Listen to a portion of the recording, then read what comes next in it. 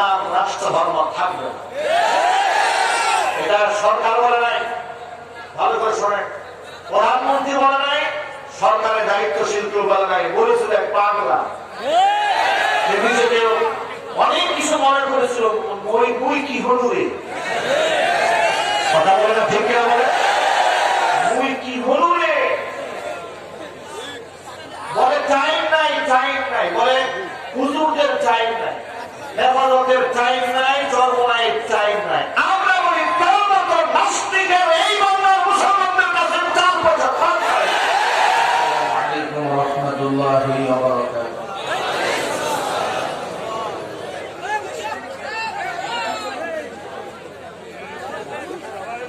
মাইকের অপারেটর ভাই যিনি আছেন, মেহেরবানি করে আপনি স্টেজে মনিটরগুলো সাউন্ড দেন আর প্যান্ডেলের ভেতরে পর্যাপ্ত পরিমাণ আওয়াজ দেন, যাতে আস্তে আস্তে কথা বলা যায়। মেহেরবানি করে এই যে আমাদের সামনে মনিটরগুলো আওয়াজ দেন, তাহলে আমরা আস্তে কথা বলতে পারবো ইনশাআল্লাহ। আপনারা সবাই কেমন আছেন? আলহামদুলিল্লাহ। আমি বিভিন্ন তাফসীর মাহফিলে গেলে এলাকার জনগণ আমাদেরকে কাছে গিয়ে বলে, হুজুর আপনাদেরকে নিয়ে আমরা খুব চিন্তা করি। আমি গত 3-4 দিন আগে, আপনারা হয়তো অনেকেই অনলাইনে দেখেছেন, বকশীগঞ্জে দিনের বেলা একটা প্রোগ্রাম ছিল। সেখানে এরকম কয়েক লক্ষ মানুষের জমায়েত হয়েছে বাদজোহর। যাওয়ার পরে তারা বলছেন যে হুজুর আমরা আপনাকে নিয়ে অনেক চিন্তা করি। তা আমি খুব খুশি হয়েছি কথাটা শুনে, যে বর্তমান সময় তো এমন সময়, চাচা আপন প্রাণ বাঁচা, সে জায়গায় আমাদেরকে নিয়ে মানুষ ভাবে, আমাদের জন্য দোয়া করে, আমাদের জন্য টেনশন করে, এটা অত্যন্ত ভালো দিক। আল্লাহ সুবহানাহু ওয়া তাআলা এই ভালোবাসাকে আল্লাহর জন্য শুনে শুনে ক্লান্ত হয়ে গেছে নাকি? শরীরে এনার্জি আছে? কার কার এনার্জি আছে দেখে হাত দেখতে চাই। মাশাআল্লাহ, মাশাআল্লাহ, মাশাআল্লাহ, আলহামদুলিল্লাহ, ঠিক আছে, আলহামদুলিল্লাহ। আলহামদুলিল্লাহ নাহমাদুহু ওয়া নাস্তাঈনুহু ওয়া নাস্তাগফিরুহু ওয়া নাউযু বিল্লাহি মিন শুরুরি আনফুসিনা ওয়া মিন সাইয়্যাতি আ'মালিনা। من يهده الله فلا مضل له ومن يضلله فلا هادي له ونشهد أن لا إله إلا الله وحده لا شريك له ونشهد أن سيدنا ونبينا وحبيبنا وشفيعنا ومولانا محمدا عبده ورسوله الذي أرسله بالحق بشيرا ونذيرا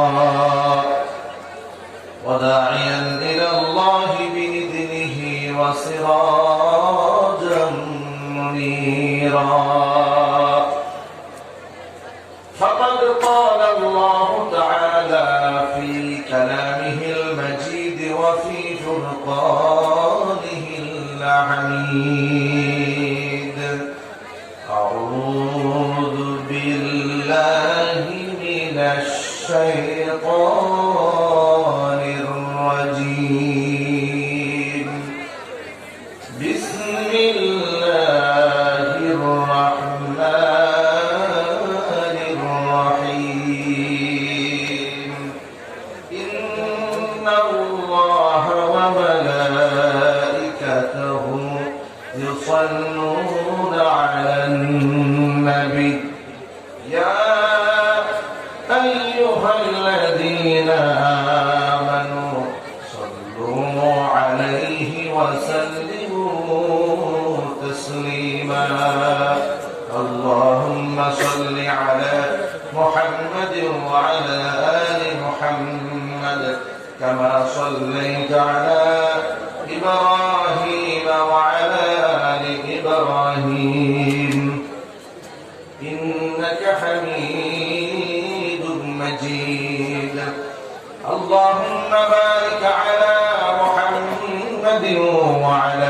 آل محمد كما باركت على إبراهيم وعلى آل إبراهيم إنك حميد مجيد محبতের সাথে প্রাণ খুলে সকলে মিলে কিছুক্ষণ জিকির করুন লা ইলাহা ইল্লাল্লাহ লা ইলাহা ইল্লাল্লাহ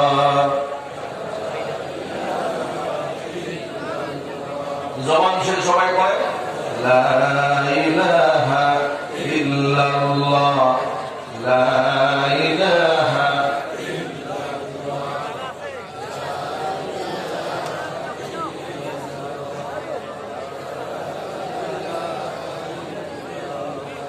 অনেকের জবান বন্ধ আছে এই যে ডান পাশে দেখতে পাচ্ছি তারা এই দেশে তাকে তৈরি করছে শুনেন নবী করিম সাল্লাল্লাহু আলাইহি ওয়াসাল্লাম বললেন সাহাবীদেরকে জাদ্দিদু ঈমানাকুম তোমরা তোমাদের ঈমানকে নবায়ন করো নতুন করো সাহাবায়ে জিজ্ঞেস করলেন কাইফা নুজাদ্দিদু ঈমানানা ইয়া রাসূলুল্লাহ হে আল্লাহর নবী ঈমান আবার নতুন করব কিভাবে হুজুর বললেন আকসিরু বিযিকরি কওলি লা ইলাহা ইল্লাল্লাহ বেশি বেশি লা ইলাহা ইল্লাল্লাহর জিকির করলে ঈমান নতুন হয়ে যায় আমরা যারা এখানে এসেছি দীর্ঘদিন ধরে এই গুনাহের পরিবেশে থাকতে থাকতে আমাদের ঈমানের মধ্যে জং পড়েছে পুরাতন হয়েছে আজকে কোরআনের মাহফিলে এসেছি ঈমানকে তাজা করতে মরে যাওয়া ঈমানকে তাজা করতে চায় ঈমান যদি দেশে তাজা হয়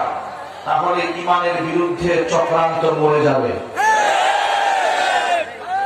আর ঈমান যদি মরা হয় তাহলে মরা ঈমানের বিরুদ্ধে চক্রান্ত করতে বহুত মজা লাগবে এজন্য ঈমানকে নবায়ন করতে হবে ঈমানকে তাজা করতে হবে রাজি আছেন কারা কারা রাজি আছেন ঈমানকে তাজা করতে হবে নবায়ন করতে হবে ঈমান যদি তাজা হয় তাহলে কি হবে এটা আমি সামনে বলবো ইনশাআল্লাহ এইজন্য জবান ছেড়ে দিয়ে সকলে মহব্বতের সাথে প্রাণ খুলে সকলেই বলেন লা ইলাহা ইল্লাল্লাহ লা ইলাহা ইল্লাল্লাহ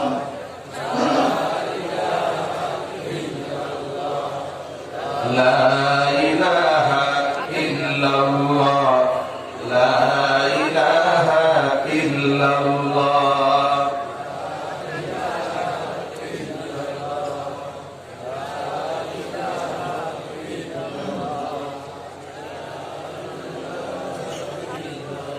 मोहब्बत ला इलाहा इल्लल्लाह ला इलाहा इल्लल्लाह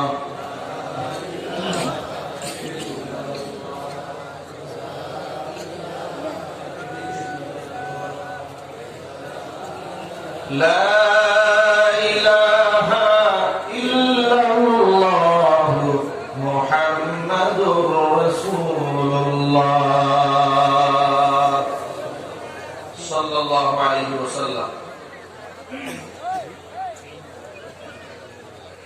ঐতিহ্যবাহী লালমনিরহাট পাটগ্রাম বাউড়া খালপাড়া জামে মসজিদ প্রাঙ্গণে আয়োজিত পূর্ব জংগ্রাম খালপাড়া জামে মসজিদের উন্নয়নে যুব সমাজের উদ্যোগে আজকের এই 3 দিনব্যাপী তাফসীরুল কোরআন মাহফিলের সমাপনী দিবসের শেষ অধিবেশনের সম্মানিত সভাপতি সাহেব আমন্ত্রিত হযরত উলামায়ে কেরাম মুরব্বিয়ান এজম অত্র এলাকা এবং পার্শ্ববর্তী এলাকার বিভিন্ন প্রান্ত থেকে ছুটে আসা দ্বীন দরদি ঈমানদার পরহেজগার মুত্তাকি মুসলিম ভাইরা পর্দার অন্তরে অবস্থানরত আমাদের সকলের শ্রদ্ধা ভাজন পর্দানিশীন মা এবং বোনেরা মহান আল্লাহ রাব্বুল আলামিনের দরবারে আলিশানে লাখো কোটি শুকরিয়া আদায় করছি নত শিরের সুজুদ পেশ করছি মহান আল্লাহ রাব্বুল আলামিন মালিক ক্লান্তি লগ্নে হাজারো প্রতিকূলতাকে উপেক্ষা করে শত সহস্র বাধাকে পেরিয়ে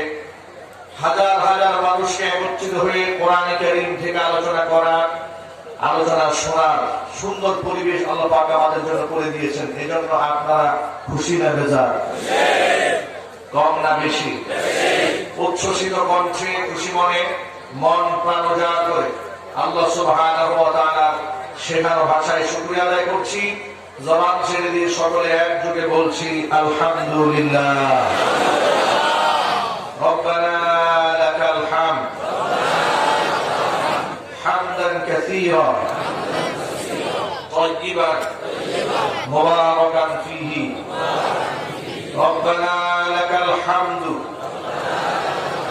কামা ইয়ানবাগী লিজালালি ওয়াজহিকা ওয়া আযীমি সুলতানিকা।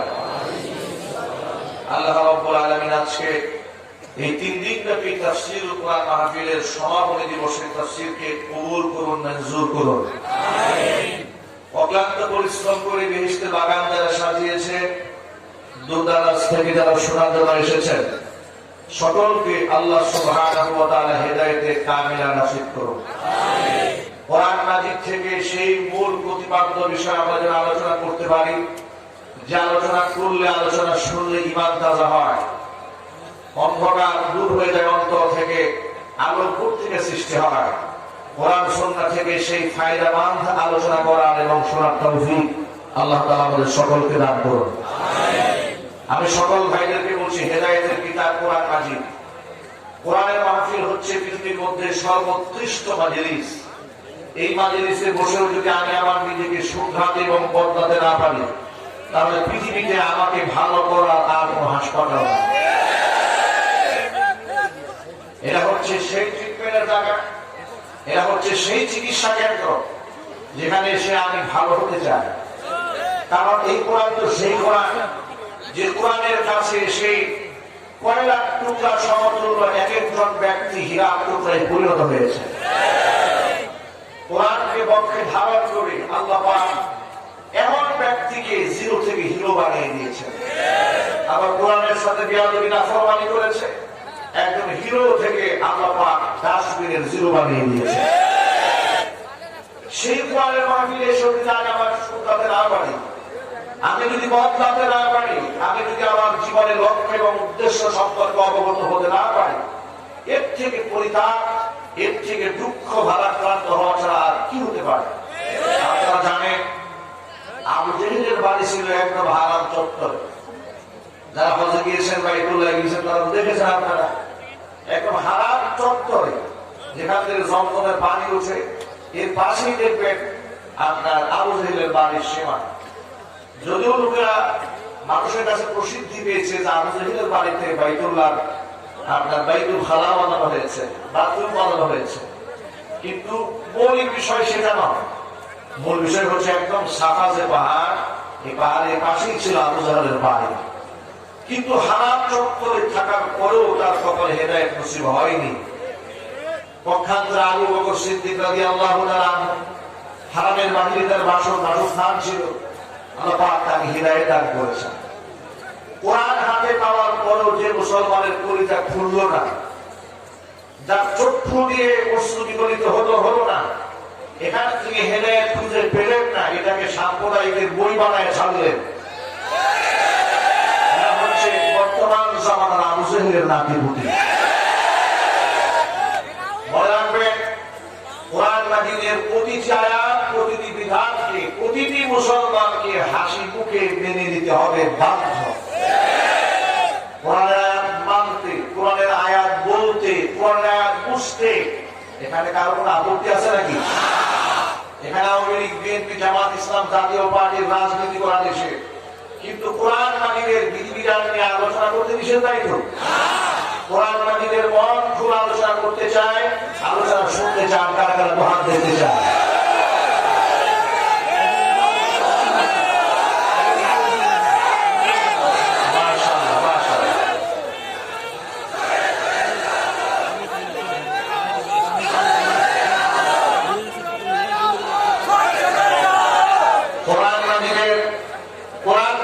সান্নিধ্যে আসলে মানুষের ভাগ্য কিভাবে পরিবর্তন হয় লক্ষ্য করে।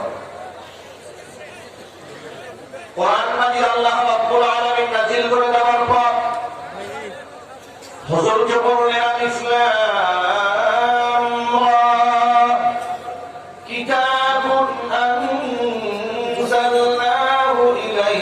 لتخرج الناس من الظلمات إلى النور بإذن ربهم إلى صراط العزيز الحميد নবীজি এমন একটা কিতাব আমি আপনার উপর নাযিল করেছি এই কিতাবটি আপনি পড়বেন কি শোনেন লিতুখরিজান নাসা মিনাজ যুলুমাতি ইলান নূর যাতে করে এই কোরআনের আলো দিয়ে কোরআনের জ্ঞান দিয়ে মানুষদেরকে অন্ধকার সমূহ থেকে আলোর পথে বের করে নিয়ে আসতে পারে কোরআন দিয়ে আপনি সমাজের অন্ধকার দূর করবেন সমাজের মধ্যে আলোক বর্তিকা প্রতিষ্ঠিত করবেন অন্ধকার কি অন্ধকার হচ্ছে শিরক অন্ধকার হচ্ছে বিদআত অন্ধকার হচ্ছে কুফর অন্ধকার হচ্ছে কুসংস্কার অন্ধকার হচ্ছে খুরাফাত এই সমাজের মধ্যে যুগ যুগ ধরে চলে এসেছে মানুষের ভিতরে শয়তান আধিপত্য বিস্তার করে অন্তরকে নাপাক করে দিয়েছে আপনি তাদেরকে আমার কোরআনটা শোনাবেন আপনার সুন্নাহ তাদেরকে শেখাবেন ধরে ধরে এই মানুষরূপী যারা জানোয়ারে পরিণত হয়েছে এদেরকে ধরে ধরে কোরআনের সান্নিধ্যে এসে পুনরায় মানুষ বানাইয়া দিবে সুবহানাল্লাহ আমার যুবকেরা কোরআনের সান্নিধ্যে সাহাবায়ে কেরাম আসার পরে কেমন চেতনা তাদের মধ্যে উজ্জীবিত হলো তাদের মন এমন পরিশুদ্ধ হয়ে গেল কারণ কোরআন মানুষের আত্মাকে পবিত্র বানিয়ে দেয় দেহটাকেও পবিত্র বানিয়ে দেয় জোরে বলেন সুবহানাল্লাহ ধর্ম যে ব্যক্তি মানে সে নাপাক থাকে না ধর্মের সান্নিধ্যে আসলে আপনারা বলেন কালিমা গ্রহণ করার পরে ঈমান আনার পরে মুসলমানদের জন্য সবচেয়ে বড় দায়িত্বের নাম কি বলেন না নামাজ সহজ আছে কালিমা গ্রহণ করার পরে সবচেয়ে গুরুত্বপূর্ণ দায়িত্বের নাম হচ্ছে নামাজ এই নামাজ পড়ার জন্য ওযুর প্রয়োজন আছে না নাই পবিত্রতার দরকার আছে না নাই কোরআন মালিক বলে দিয়েছে ইয়া আইয়ুহাল্লাযীনা আমানু ইযা কুমতুম ইলাস সালাতি ফাগসিলু wujuhakum ওয়া আইদিয়াকুম ইলাল মারাফিক وامسحوا برؤوسكم وأرجلكم إلى الكعبين হে ইমানদাররা যখন তোমরা নামাজের ইরাদা করবে ফাগসিলু ওয়াজুহাকুম তখন তোমরা তোমাদের মুখমণ্ডল ধৌত করবে ওয়া আইদিয়াকুম ইলাল মারাফিকি কোনই পর্যন্ত হাত তোমরা ধৌত করবে ওয়ামসাহু বিরুউসিকুম মাথা মাসায় করবে ওয়া আরজুলাকুম ইলাল কাবাইন টাকনো পর্যন্ত পায়ে পীড়া পর্যন্ত পাটা ধুয়ে ফেলবে হুকুম কার আরো জোরে বলেন মানুষকে আল্লাহ রাব্বুল আলামিন পবিত্র বানাবার শক্তি আদায় দেবেন দেহ যেন পাক হয়ে যায় কারণ এই কোরআন নাযিল হওয়ার আগে নবী মুহাম্মদ সাল্লাল্লাহু আলাইহি সাল্লাম পৃথিবীতে আসার আগে হযরত ইব্রাহিম আলাইহিস সালাতু ওয়াস সালাম আমাদের মুসলিম জাহানের জাতির পিতার নাম কি ইব্রাহিম আলাইহিস সালাতু ওয়াস সালাম তার পুত্র ইসমাঈলকে সাথে নিয়ে কাবা ঘর রিকনস্ট্রাকশন করার পরে পুনর্নির্মাণ করার পরে কাবা ঘরের সামনে দাঁড়িয়ে যে দোয়া করেছিলেন কোরআন মাজিদ আল্লাহ পাক সেই ইতিহাস তুলে ধরে বলেছেন দোয়া করে বলেছিলেন রব্বানা ওয়া বা'আথ ফীহিম রাসূলাম মিনহুম ইয়াতলু আলাইহিম আয়াতিকা ওয়া ইউআল্লিমুহুল কিতাবা ওয়াল হিকমাতা ওয়া ইউযাক্কিহিম ইন্নাকা আনতাল আজিজুল হাকীম আল্লাহু আকবার বলেন ইব্রাহিম আলাইহিস সালাতু ওয়াস সালাম আল্লাহর কাছে দোয়া করলেন রব্বুল আলামিন আমার পুত্র ইসমাঈলের বংশধরের ভেতর থেকে তাদের মধ্য থেকে এমন একটা রাসূলকে তুমি পাঠিয়ে দিবা যে রাসূল কয়েকটা কাজ করবে ইয়াতুলু আলাইহিম আয়াতি তোমার নাযিলকৃত আয়াতগুলো তেলাওয়াত করে করে তাদেরকে শোনাবে ওয়া ইউআল্লিমুহুমুল কিতাবা কিতাব তাদেরকে শিক্ষা দেবে ওয়াল হিকমাতা সুন্নাহ শিক্ষা দেবেন, ওয়া ইউযাক্কিহিম তাদের অন্তরাত্মাকে পাক বানায় দেবেন। জোরে জোরে বলেন সুবহানাল্লাহ। ও যুবকেরা আমার, তাহলে কুরআন নাযিলের মূল মিশনটা হলো মানুষদের অন্তরাত্মা পাক করা, মানুষদেরকে কোরআন শেখানো, মানুষদেরকে কিতাব শেখানো, মানুষদেরকে সঠিক পথে রাস্তা দেখায় দেওয়া। এটা হচ্ছে কোরআন নাযিলের মূল মিশন। যদি বলেন ঠিক কিনা? এই জন্য বিশ্বনবী মুহাম্মদ সাল্লাল্লাহু আলাইহি ওয়াসাল্লাম তিনি বিভিন্ন জায়গাতে মাঠে ঘাটে দাঁড়িয়ে দাঁড়িয়ে কোরআন তেলাওয়াত করতেন। উকাজের বেলায় চলে যেতেন, সেখানে দাঁড়িয়ে কোরআন তেলাওয়াত করতেন। নবীজির কণ্ঠে আল্লাহ রাসূল সাল্লাল্লাহু আলাইহি সাল্লাম যার উপর আল্লাহ কোরআন নাযিল করেছেন, তার জবানে কোরআন শুনে অসংখ্য বেঈমান কুফরি বাদ দিয়ে ইসলাম গ্রহণ করেছে। আমার কাছে একটা বিষয় খুবই অবাক লাগে, ভালো করে শোনেন। এই বক্তব্য আপনারা আলেমদের মুখে বহুবার শুনেছেন, নিজেরা ইতিহাসে পড়েছেন। আল্লাহ নবী যখন কোরআন মাজিদ তেলাওয়াত করতেন, রাতের আধারে হুজুরের কণ্ঠে কোরআন শোনার জন্য আবু জেহেল পর্যন্ত দাঁড়ায় দাঁড়ায় থাকতো।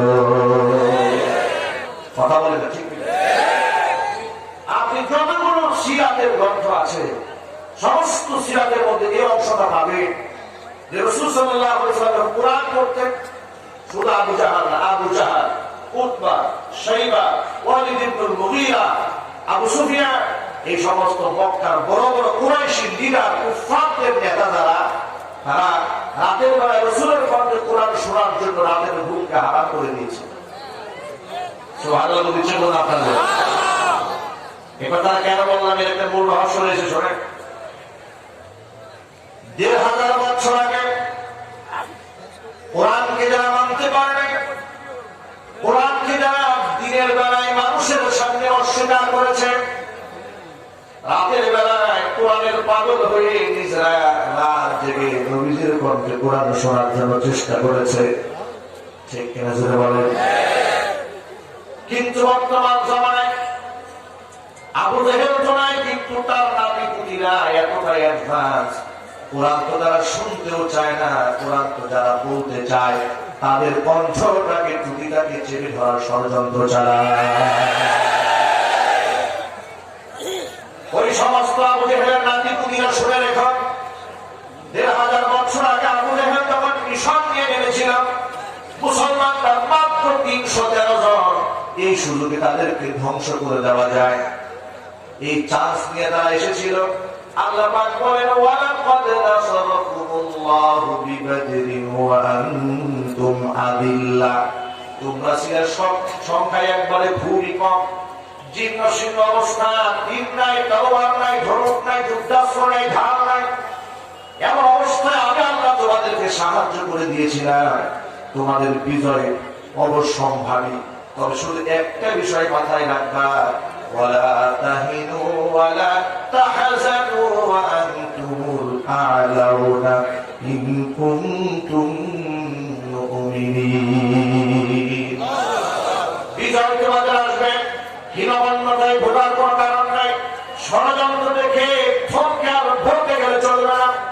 যুগ যুগ ধরে ষড়যন্ত্র হয়েছে, ওরা তো চেয়েছিল আমার কোরআনের বাণীটাকে একদম মক্কাতেই শেষ করে দিতে, এটাই তোরা চেয়েছিল। আল্লাহ পাক বলেন, ইউরিদুনা আইয়ুতফিউ নূরাল্লাহি বিআফওয়াহিহিম ওয়া ইয়াবাল্লাহু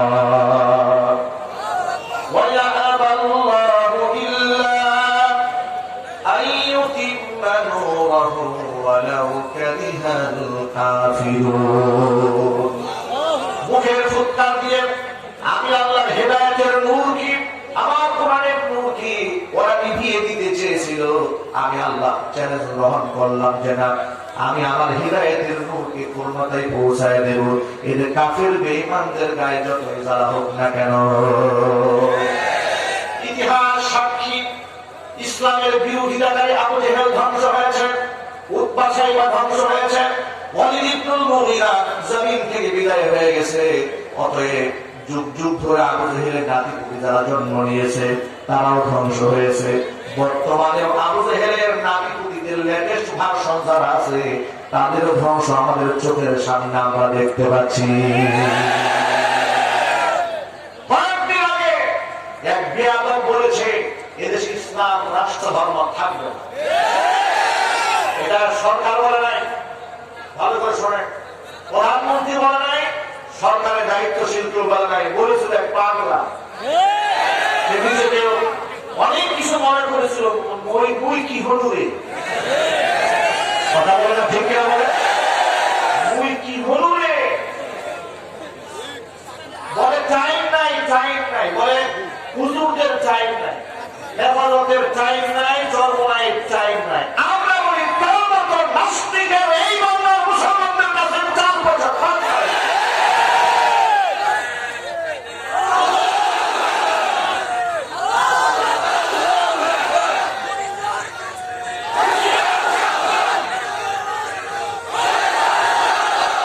আমরা শোনেন, মাননীয় প্রধানমন্ত্রীকে আমরা ধন্যবাদ জ্ঞাপন করছি, সরকারকে ধন্যবাদ দিচ্ছি। গভর্নমেন্ট ভালো কাজ করলে ওয়েলকাম দেবে, তাহলে তারা সৎ কাজ করতে সাহসী হবে। সব জায়গায় সমালোচনা বুঝবেন না। ইনসাফ হচ্ছে ভালো করলে প্রশংসা করবে, মন্দ করলে নিন্দা করবে, তাহলে ইনসাফ হবে। এক চেটিয়া ধাক্কায় যদি সমুদ্রে ফেলে কিন্তু ইনসাফ হলো না, জুলম হয়ে গেল। এখন জুলমের আপনি এই বিচার করতে গিয়ে আরেকটা জুলুম সৃষ্টি করতে পারেন না। গভর্নমেন্টের সিদ্ধান্ত নিয়েছে, আজকে সন্ধ্যায় দেখলাম তাকে শুধু মন্ত্রী পরিষদ থেকেই নয়, দল থেকেও ধাক্কা দিয়ে বের করে দেওয়া হয়েছে। শোনে, ভালো করে শোনা রাখেন, এখান থেকে অনেক কিছু শেখার আছে। সে মাত্র 3-4 দিন আগে দেশের বরেণ্য এক মাজলুম আলেমকে ধর্ষণ করে গাড়ি দিয়েছে। ইতিহাস এদেশের মানুষ ভুলে যায় নাই। আলেমকে তুমি ধর্ষণ বলেছিলে, আর তোমার নোংরামি আর লুচ্চামি জাতির সামনে আল্লাহ ওপেন করে দিয়েছে। আলেমদের বিরুদ্ধে যে ব্যক্তি জবান খুলেন, সাবধান হয়ে যান, লাগাম টানুন। আলেমদের মান সম্মান নিয়ে যারা ছিড়িমিড়ি খেলেন, তাদেরকে উল্টা করে আল্লাহ জাহান্নামে লিখে দেবে।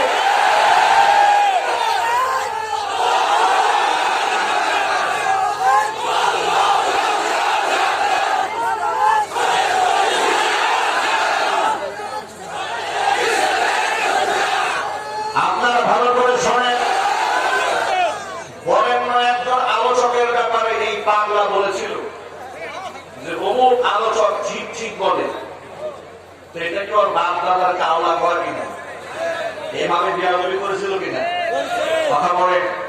আবার সে বলে দেখি কার জনপ্রিয়তা কত বেশি, আমিও কথা বলবো, তুমি যখন কথা বলে তার লোকেরা হাসে। আজকে তার পদত্যাগের ঘোষণা শোনার পরে, গভর্নমেন্টের সিদ্ধান্তের পরে তার এলাকায় ঝাড়ু মিছিল হয়েছে, মিষ্টি বিতরণ হয়েছে। এখান থেকে শিক্ষা নেন, এখানে যারা এসেছে মাইকে আওয়াজ যাচ্ছে, কথা রেকর্ড হচ্ছে। এখনো পর্যন্ত যাদের গায়ে ধর্ম নিয়ে অ্যালার্জি আছে, আলেমদেরকে নিয়ে অ্যালার্জি আছে, ইসলাম নিয়ে অ্যালার্জি আছে, তুমি অপেক্ষায় থাকো, আল্লাহ তোমাকে ল্যাংটা করে না যাবে। আপনারা কি আমার সাথে একবার আছেন?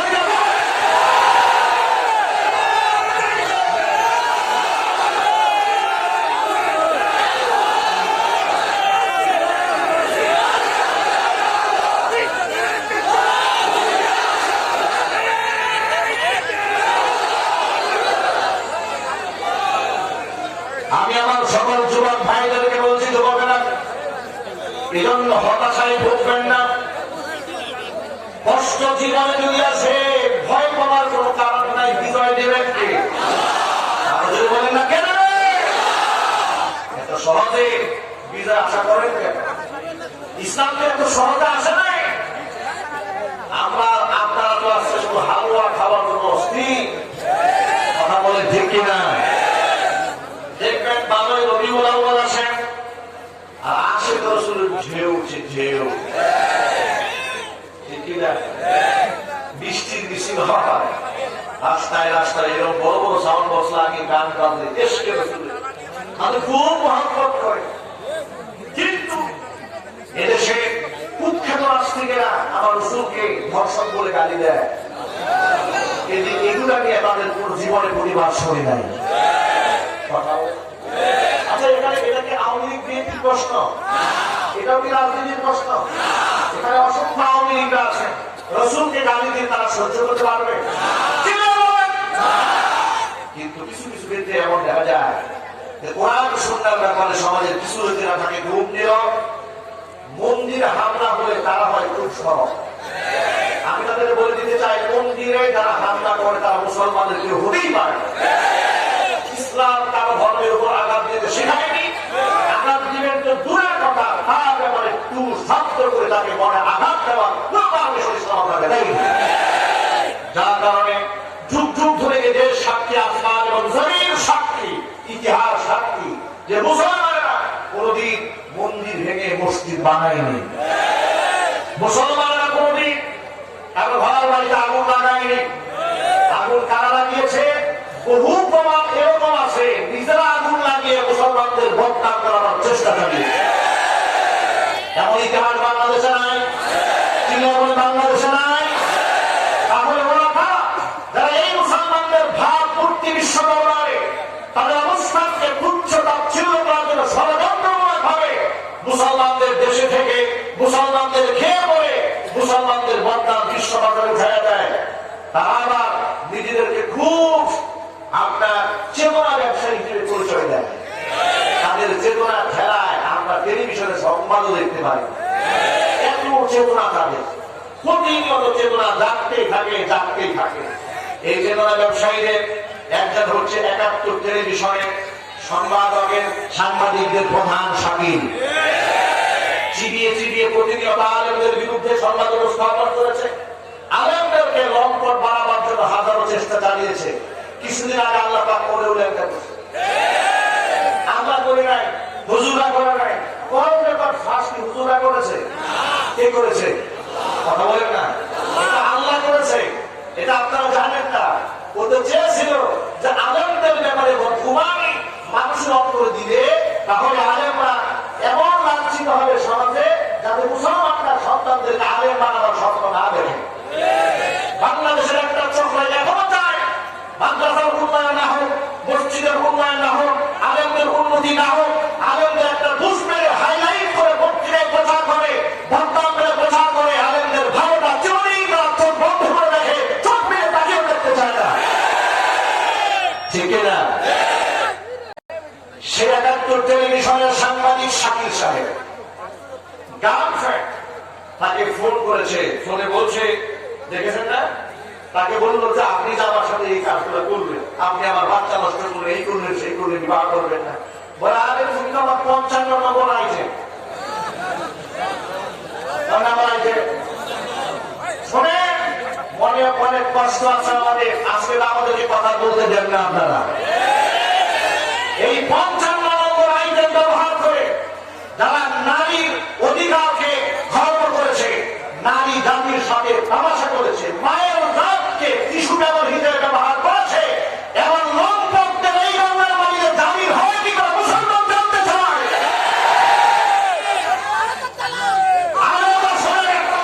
যে দেশে আলেম জামির পায় না, আলেম এমন কি অপরাধ করেছে আলেমদের বাংলার মাটিতে জামির হবে না। প্রতিটা নায়িকা, গায়িকা, বস্তা, মহিলা, বস্তা যায় জাতিকে জাহান্নামের দিকে নিয়ে যাচ্ছে, সেই জামিন পেতে হবে, আলেমদের জামিন পেতে হবে।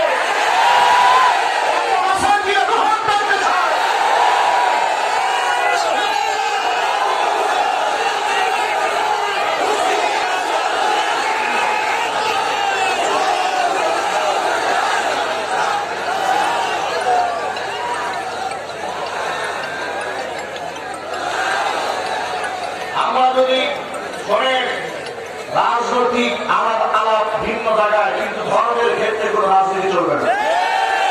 আলেমদের ব্যাপারে, কোরআন সুন্নাহর ব্যাপারে, ইসলামের ব্যাপারে আওয়ামী লীগ আর বিএনপি আর জামাত নাই, মুসলমান সবাই থাকতে হবে। এই কোরআনের ব্যাপারে কোনো দলাদলি আছে, ভাগাভাগি আছে। আলেমরা সম্মান পাক, জামিন পাক, এটা আপনারা চান না?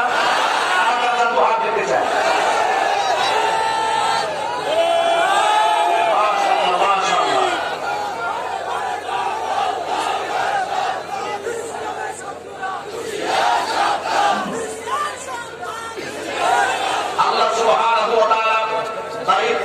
যুবকদেরকে এই কথা বোঝার তৌফিক দান করুন আমিন।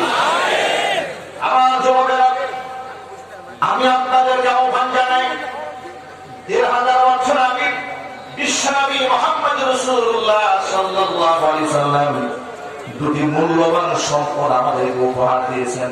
কয়টি?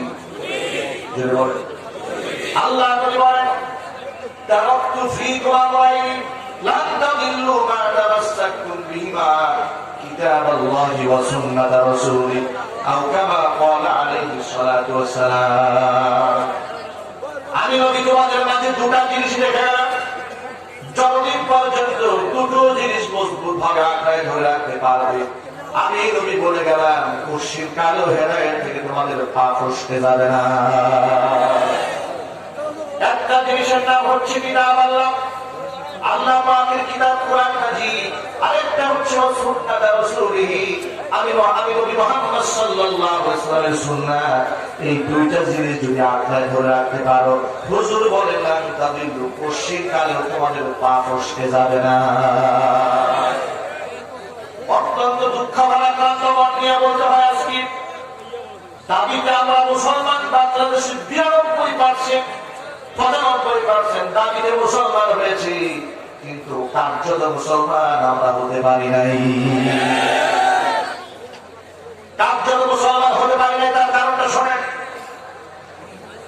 কোরআন সুন্নাহ যে মানদণ্ড দিয়েছে ইসলামের, কোরআন সুন্নাহ যে মানদণ্ড দিয়েছে ধর্মের, কোরআন সুন্নাহ যে থার্মোমিটার দিয়েছে ইমানের, ওই থার্মোমিটার দিয়ে যদি আমার আপনার ইমান আর ইসলাম না হয়, মুসলমান পরিচয় দেওয়ার সাহস থাকবে না। মাহফিলের মধ্যে স্লোগান দেওয়া সহজ, কোরআন চাই ইসলাম চাই বলা সহজ, ইসলাম চাই বললেই তো ইসলাম হবে না, এত সহজে ইসলাম আসে নাই। ইসলাম আমার ব্যক্তি জীবনে, ইসলাম আমার পারিবারিক জীবনে, ইসলাম আমার সামাজিক অঙ্গনে, ইসলাম আমার রাষ্ট্রীয় অঙ্গনে, সকল জায়গার মধ্যে যদি আমি ইসলামটাকে রাখতে পারি, তাহলে আমার সংখ্যায় কম থাকলেও প্রয়োজনে আল্লাহ ফেরেশতা কাতারে কাতারে নাজিল করে সাহায্য করবে। কিন্তু আমার পরিবারের মধ্যে ইসলাম নাই, দেহের মধ্যে ইসলাম নাই, আমলের মধ্যে ইসলাম নাই, ঘরের মধ্যে ইসলাম নাই, শুধু মাহফিলের মধ্যে গিয়ে বললাম ইসলাম চাই, ইসলাম চাই, ইসলামের জন্য বাঁচতে পারি, ইসলামের জন্য মরতে পারি, কিন্তু ইসলামের জন্য এক ওয়াক্ত নামাজ পড়তে পারেন না। কথা বলে না ঠিক? আমরা এমনি খাই, কথা বলে না কেন? এমনি তো মার খাই না, তা না হলে এই সমস্ত পাগল ছাড়া আমাদের বিরুদ্ধে কথা বলে গেল, এটা আমরাই সাহস দিয়েছি, আমরা তো ইমানের কাছ থেকে বের হয়ে গিয়েছি। এজন্য আজকে মাহফিল আমার শুধরাতে চাই, বদলাতে চাই। আল্লাহ নবী সাল্লাল্লাহু আলাইহি ওয়াসাল্লাম বলেছেন, মান তাওয়াকা সালাতান মুতাআম্মিদান ফাকাদ কাফারা। ইচ্ছাকৃতভাবে যদি কেউ এক ওয়াক্ত নামাজ ছেড়ে দেয়, ওই ব্যক্তি কুফরি হালাতে চলে যায়। মুহাদ্দিসিনে কেরামরা হাদিসটাকে ব্যাখ্যা করে বলেছেন, কেমন যেন সে কাফির হয়ে গেল, কেমন যেন সে কুফরি করলো। ও মুসলমানেরা, এক ওয়াক্ত নামাজ ছাড়লে যদি বান্দা কাফের হয়ে যায় বলে হাদিসে পাওয়া যায়। কত ওয়াক্ত নামাজ জীবনে ছেড়েছেন একবার হিসাব করে দেখুন। কোন সময়ে কিয়ামতের রাসূলের সামনে দাঁড়াবো আপনারাই বলেন। লজ্জা হওয়া উচিত এই মুসলমানের, কথা বলে না ঠিক কিনা? মুসলমানদের তো সরব হওয়া উচিত যে কেন আমরা আমার খাচ্ছি, শুধু বিজয় আমাদের আসে না কেন? সাহাবায়ে কেরামের কাফেরা একটা সুন্নাত কি না মানার কারণে দীর্ঘদিন বিজয় আসতেছিল না। যুদ্ধের ময়দানে জিহাদ চলছে, প্রতিপক্ষের সাথে জিহাদ চলে যাচ্ছে, কিন্তু কোনো ফায়দা আসতেছে না। সাহাবায়ে কেরাম অবাক হয়ে গেলেন, এত জিহাদ করছি, রক্ত করে সংঘর্ষ চলছে, বিজয় আসে না কেন? কালেমার পতাকা উত্তীর্ণ হয় না কেন? সাহাবায়ে কেরাম মিলে আলোচনা করলেন যে আমাদের মধ্যে কোনো ঘাটতি হয়েছে মনে হয়। যুদ্ধের ময়দানে দেখবেন যে এগুতে না পারলে পরামর্শ বৈঠকে বসে, সাহাবায়ে কেরাম সকলে মিলে পরামর্শ বৈঠকে বসে সিদ্ধান্ত নিলেন যে দেখো কার মধ্যে আমাদের কোন ঘাটতি আছে। দেখা গেল দীর্ঘদিন সফরে থাকার কারণে আল্লাহ নবী সাল্লাল্লাহু আলাইহি সাল্লামের গুরুত্বপূর্ণ একটা সুন্নাত মিসওয়াক করা আমল তো সাহাবায়ে কেরাম ছেড়ে দিয়েছিলেন। তারা বলে যে এই মিসওয়াকের আমলটা আমাদের হচ্ছে না বেশ কয়েকদিন ধরে। তখন বলা হলো যে মিসওয়াকের আমলটা তোমরা গুরুত্ব সহকারে করবে আজকে শেষ রাত থেকেই। কারণ মিসওয়াকের ব্যাপারে এত বেশি গুরুত্ব এসেছে, বিশ্বাস করে হুজুর বলে যদি আমার উম্মতের জন্য কষ্ট হবে এ কথা বিবেচনা আমি না করতাম, তাহলে আমার তুম বিসওয়াক লাউলা আন আশুক্কা আলা উম্মতি লা আমারতুহুম বিসওয়াক ইনদা কুল্লি সালাত। আমার উম্মতের জন্য কষ্ট হবে এ কথা মাথায় যদি আমার না থাকতো, না আসতো, 5 ওয়াক্ত নামাজের সময় মিসওয়াক করা আমি ওয়াজিব করে দিতাম। সুবহানাল্লাহ বলে কত গুরুত্বপূর্ণ আমল। যদিও আমরা এটার কোনো দাম দেই না, মুসলমানেরা সাহাবাইরা সকালবেলা মিসওয়াক করার জন্য ছোট্ট ছোট্ট গাছগুলো জঙ্গলের মধ্যে থাকে, গাছগুলা টেনে টেনে ভেঙে ভেঙে মিসওয়াক করতেছিলেন। আর কাফেরদের গোয়েন্দা পুলিশরা দূর থেকে দেখতেছিল যে মুসলমানদের সাথে লড়াই করে দেখি তাদের শক্তির উৎস কি। মানে ওরাও ঘাবড়ে যাচ্ছে যে আমরা এত দীর্ঘদিন ধরে মুসলমানদের সাথে লড়ছি, কিন্তু আমাদের তো বিজয় আসে না। বিজয় মুসলমানদের আসে না, কাফেরদের আসে না। উভয় টেনশনে পড়ে গেল যে ঘটনাটা কি, যে কোনো এক পক্ষ তো জয় হবে আরেক পক্ষ পরাজয় হবে, এরকম বাঁচাবাচি হয় কেন? এখন এদিক থেকে মুসলমানরা গোয়েন্দা শেষ করেছে যে সমস্যাটা কোথায়, ওরাও শেষ করেছে আমাদের সমস্যাটা কোথায়।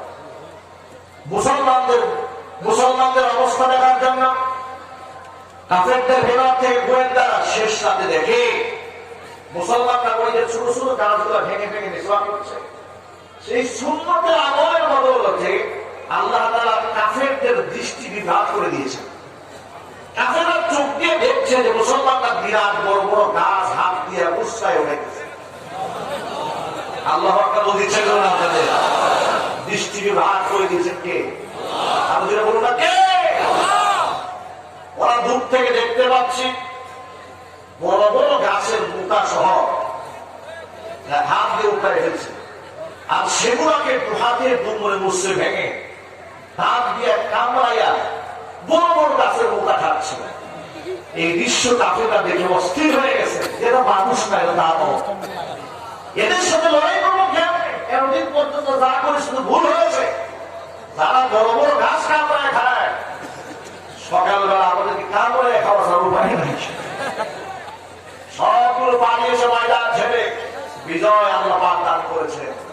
আজকে এই মুসলমানদের শিক্ষা নিতে হবে, আমরা কেন এতবার খাচ্ছি, কেন আমরা আমাদের জাতির শ্রেষ্ঠ সন্তান উলামাদেরকে একের পর এক হারাচ্ছি। পরিযায়ী ভয় ঢুকে না এখনো। এদেশে আলেমরা যদি একের পর এক হারাতে থাকে, এই জাতির নেতৃত্ব দেবে কাফেরেরা। কিন্তু সেটা কি আমরা হতে দেব?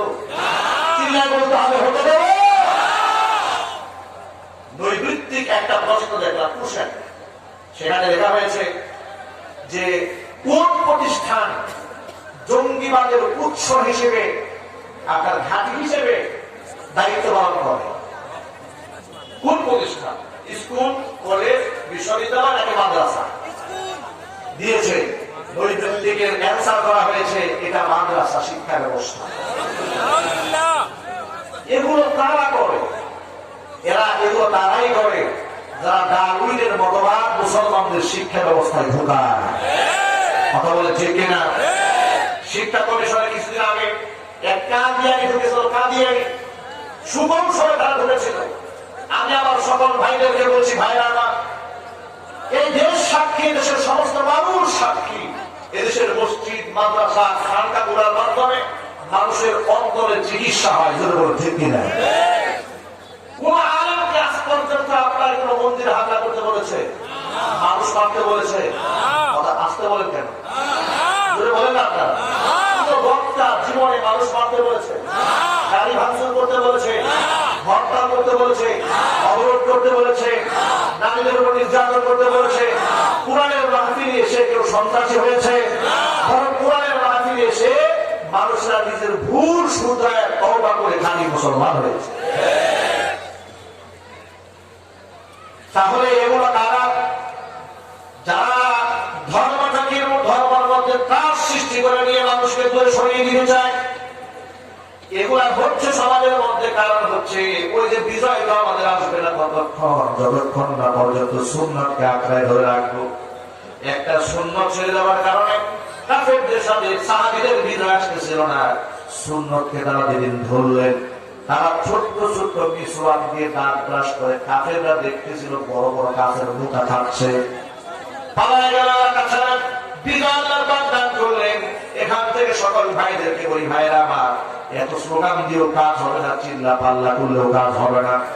আমরা যদি এই বাংলার মাটিতে ইসলামটাকে জিন্দা দেখতে চাই, ইসলামের পতাকা যদি আমরা উড়াতে চাই, তাহলে আজকের পর থেকে কোরআন সুন্নাহর বাহিরে কোনো কাজ করা যাবে না। আজকের পর থেকে এক ওয়াক্ত নামাজও কাজা হওয়া যাবে না। যত যুবকরা এখানে এসেছেন, আমি আপনার ভাই হিসেবে, একজন দরদী দায়ী হিসেবে আপনার হাতে পায়ে ধরে অনুরোধ করে জানাই, এটা আমার ইমানি দায়িত্ব আপনাকে বলা, কিয়ামতের মাঠে যখন আপনাকে জাহান্নামে নিক্ষেপ করা হবে, নাউযুবিল্লাহি মিন যালিক, আল্লাহ যেন আমাকে আপনাকে সকলকে জাহান্নামের আগুন থেকে বাঁচায় দেন। শুধু বলুন আমিন। বিশ্বাস করেন, কোরআন মাজিদে জাহান্নামের কথা বলতে গিয়ে আল্লাহ পাক স্মরণ করায় দিচ্ছেন মানুষদেরকে, মানুষের ফিরায়। আমি তোকে জাহান্নামে নিতে চাই না। কুল্লামা উলকিয়া ফিহা ফাওজুন সাআলাহুম খাযানাতুহা আলাম ইয়াতিকুম নাযীর। জাহান্নামের ভেতরে একদল যখন নিক্ষেপ করা হবে, জাহান্নামের প্রহরীরা জাহান্নামীদেরকে ডেকে বলবে, আলাম ইয়াতিকুম নাযীর, এই ভয়াবহ জাহান্নামের আগুনের মধ্যে কেন পড়ছো? এই জাহান্নামের ভয়াবহতার ব্যাপারে তোমাদের কোন সতর্ককারী কেউ ওয়াজ করে নাই, কোন নবী কি যায় নাই, কোন পয়গম্বর কি তোমাদেরকে বোঝায় নাই?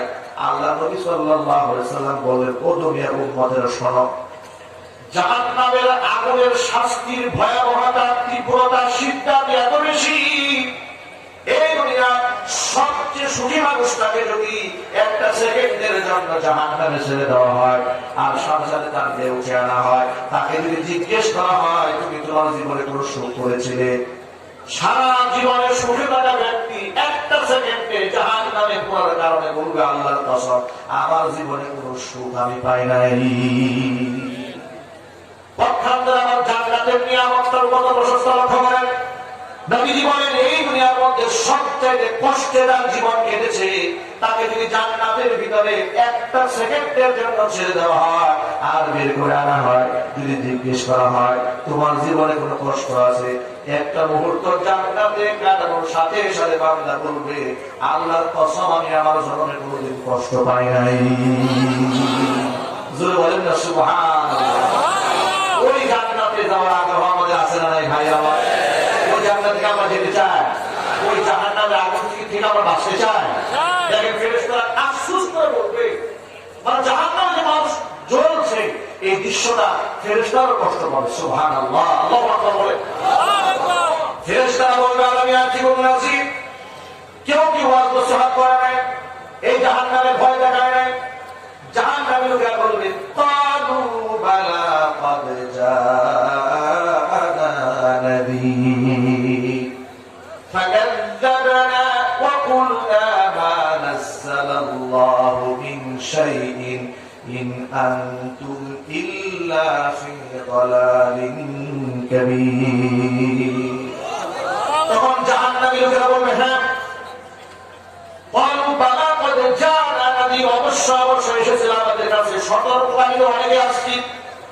সাহাবায়ে কেরামের জামানা কাফেররা বলবে, আমাদের কাছে নবীরা এসেছে, নবীর জামানার লোকেরা বলবে, আমাদের কাছে নবীরা এসেছিল। আর বর্তমান জামানার লোকেরা বলবে, এই এলাকার নাম কি? খালপাড়া। সেখানে প্রত্যেক বছর বাংলাদেশের শীর্ষ ওয়াইজদের নেওয়া হতো। দেশের বিজ্ঞ বিজ্ঞ আলেমরা এখানে বসে ঘন্টার পর ঘন্টা আমাদেরকে হাতে খড়ি করে বোঝাইছে, ভাইরা নামাজ পড়ো, নামাজ না পড়লে জাহান্নামে যেতে হবে। জাহান্নামের সিদ্ধান্ত বুঝিয়েছে, জাহান্নামের তীব্রতা বুঝিয়েছে, কিন্তু আমরা মনে মনে ধারণা করেছি এটা হুজুরদের দায়িত্ব, হুজুররা এটা বলবেই। ঠিক কিনা? হুজুররা এটা বলবেই, গুরুত্ব আমরা দেইনি। ও আমার ভাইরা, জাহান্নামীরা যে সমস্ত কারণে জাহান্নামে যাবে, অন্যতম কারণ হচ্ছে বেনামাজি। কোরআন মাকে ভিন্ন আল্লাহ বলে, মা সালাকাকুম ফি السقر قالوا لم نك من المصلين জাহান্নামে গেলে তারা বলবে লাম নাকু মিনাল মুসাল্লিন, দুনিয়াতে আমরা নামাজ পড়ি নাই, ওয়া লাম নাকু নুতঈমুল মিসকিন, মিসকিনদেরকে আমরা খেতে দেই নাই, ওয়া কুননা নাখুদু মা'আল খাইদিন, দিনিয়া ধর্ম নিয়ে যারা ঠাট্টা বিদ্রুপ করেছে তাদের সাথেও আমরাও ঠাট্টা বিদ্রুপ করতাম। এই অপকর্মের কারণে আজকে জাহান্নামের আগুনে পড়ছি। ও মুসলমান ভাইরা, কোরআন শরীফের একটা আয়াতে কি মিথ্যা তথ্য দেওয়া আছে? জবাব কিন্তু কাফির আমাদের পাই নাই। কোরআনে একটা তথ্য কি ভুল দেওয়া আছে? সন্দেহ হয় এখানে যা আছে হুবহু সত্য না মিথ্যা? আমার বন্ধুরা, এটা তো হাসরের মাঠে হবে, কোনো সন্দেহ নাই। কোরআন বলে দিয়েছে বেনামাজিরা হাসরের মাঠে জাহান্নামের আগুনে পূর্বে আর বলবে লাম নাকু মিনাল মুসাল্লিন, নামাজ পড়ি না এই জন্য জাহান্নামে এসেছি। আমরা এতিমদেরকে সাহায্য করি না এই জন্য জাহান্নামে পড়ছি। আমরা ধর্ম নিয়ে যারা উপহাস করেছে তাদের দলভুক্ত ছিলাম, এই জন্য আজকে জাহান্নামের আগুনে পড়ছি। ও যুবকেরা আমার, তাহলে বেনামাজিরা জান্নাতি না জাহান্নামী? আরো জোরে, বেনামাজিরা জান্নাতি না জাহান্নামী? আমি বলেছি না আল্লাহ বলেছেন? তাহলে আমি তো বেনামাজি হতেই পারবো না, কারণ জাহান্নামের আগুনে আমি জ্বলতে চাই না। আমি আল্লাহ সুবহানাহু ওয়া তাআলার তৈরিকৃত জান্নাতের মেহমান করে যেতে চাই। এজন্য আজকের পর থেকে যত ভাই এখানে এসছে এক ওয়াক্ত নামাজও আমরা কাজা করবো ইনশাআল্লাহ। ওয়াদা করতে পারবেন? শুনে ভালো করেন, যদি আপনি নামাজি হন, যদি আপনি নামাজি হন, ইন্নাস সালাতা তানহা আনিল ফাহশাই ওয়াল মুনকার, নিশ্চয় নামাজ মানুষকে সব ধরনের অশ্লীলতা এবং পাপাচার থেকে বাঁচিয়ে দেয়। নামাজি ব্যক্তি, প্রকৃত নামাজি ব্যক্তি সুদ খাইতে পারে না, ঠিক কিনা? প্রকৃত নামাজি ব্যক্তি ঘুষ খাইতে পারে না, প্রকৃত নামাজি ব্যক্তি মাস্তান হতে পারে না, ডাকাত হতে পারে না, খুনি হতে পারে না। প্রকৃত নামাজি ব্যক্তি কোনদিন অহংকারীও বনে যেতে পারে না। নামাজি ব্যক্তি দৈনিক তার রবের সামনে তার নাক দিয়া, কপাল দিয়ে, সিজদা দিয়ে নিজের অহংকারকে মিটিয়ে দিয়েছে, তার মধ্যে তো অহংকার থাকতেই পারে না। ভাই আমার, অহংকার বড় মারাত্মক জিনিস। ছোট্ট করে বলে যে এটা আমার আলোচনার টপিকস নয়। আজকে এই দুনিয়াতে যাদের পতন হয়েছে অহংকারের কারণে পতন হয়েছে। আজকে যে টাকলা পাগলার কথা বলে এটা অহংকারের কারণে পতন হয়েছে। কারণটা শোনেন, বিশ্বনবী সাল্লাল্লাহু আলাইহি ওয়াসাল্লাম বলেছেন, হাদিসে কুদসির মধ্যে এসেছে, আল্লাহ রাব্বুল আলামিন বলেন, আল কিবরিয়াউ লিদারি ওয়াল আযমাতু লিজারি, অহংকার হচ্ছে আমি আল্লাহর গায়ের চাদর। কি বলছেন? আল্লাহ নাম বলতে কষ্ট হয় নাকি? কে বলছেন? তো বলেন, আল্লাহ পাক বলেন অহংকার হচ্ছে আমি আল্লাহর গায়ের চাদর, আর বড়ত্ব হচ্ছে আমার পরনের লুঙ্গি। কোন ব্যক্তি যদি নিজেকে অহংকার করে বড় বানায়, সেদিন আমার গায়ের জামা জামা ধরে তারা হেসরা করে, আর আমার জামা ধরে যে টান দেয় ওর ঘাটটারে বটকায় আমি জাহান্নামে নিক্ষেপ করবো। আর দুনিয়াতেও তাকে লাঞ্ছিত অবনষ্ট করবো। হাসরের মাঠে অহংকারী ব্যক্তিকে আল্লাহ পিঁপড়ার মতো উঠিয়ে হাসরবাসীর পায়ের নিচে আল্লাহ পদদলিত করে ওর অহংকারকে চূর্ণ বিচূর্ণ করে। প্রিয় জওয়ান ভাইয়েরা আমার, এজন্য আমরা আজকে এখান থেকে মিশনকে ফিরে যেতে চাই। মাহফিল আসলাম নিজেকে শুধরাতে, নিজেকে বদলাতে। আমরা আমাদের ভুল বুঝতে পেরেছি যে কেন আমাদের বিজয় আসে না। এত মুসলমান যে দেশে, সেই দেশে কেন ইসলামের কথা প্রকাশ্যে বলা যায় না? কথা বলছি, এত মুসলমান দেশে মুসলমানের সংখ্যা কম, বলেন না আপনারা? একটা উদাহরণ কথা বলেন, যত মানুষ এখানে এসেছেন, এই হাজার হাজার মানুষ আলেমদের কথাকে কত ভালোবাসেন আপনারা? রাত জেগে জেগে শীতের মধ্যে কুয়াশাটার উপর থেকে রাস্তায় যাওয়ার সময় কুয়াশা, আমি আমার চোখে দেখেছি মানুষ কিলোমিটারের পর কিলোমিটার পায়ে হেঁটে তাফসীর শুনতে যায়, ঠিক কিনা? কেন? এই মুহাব্বত আলেমদের কথার প্রতি।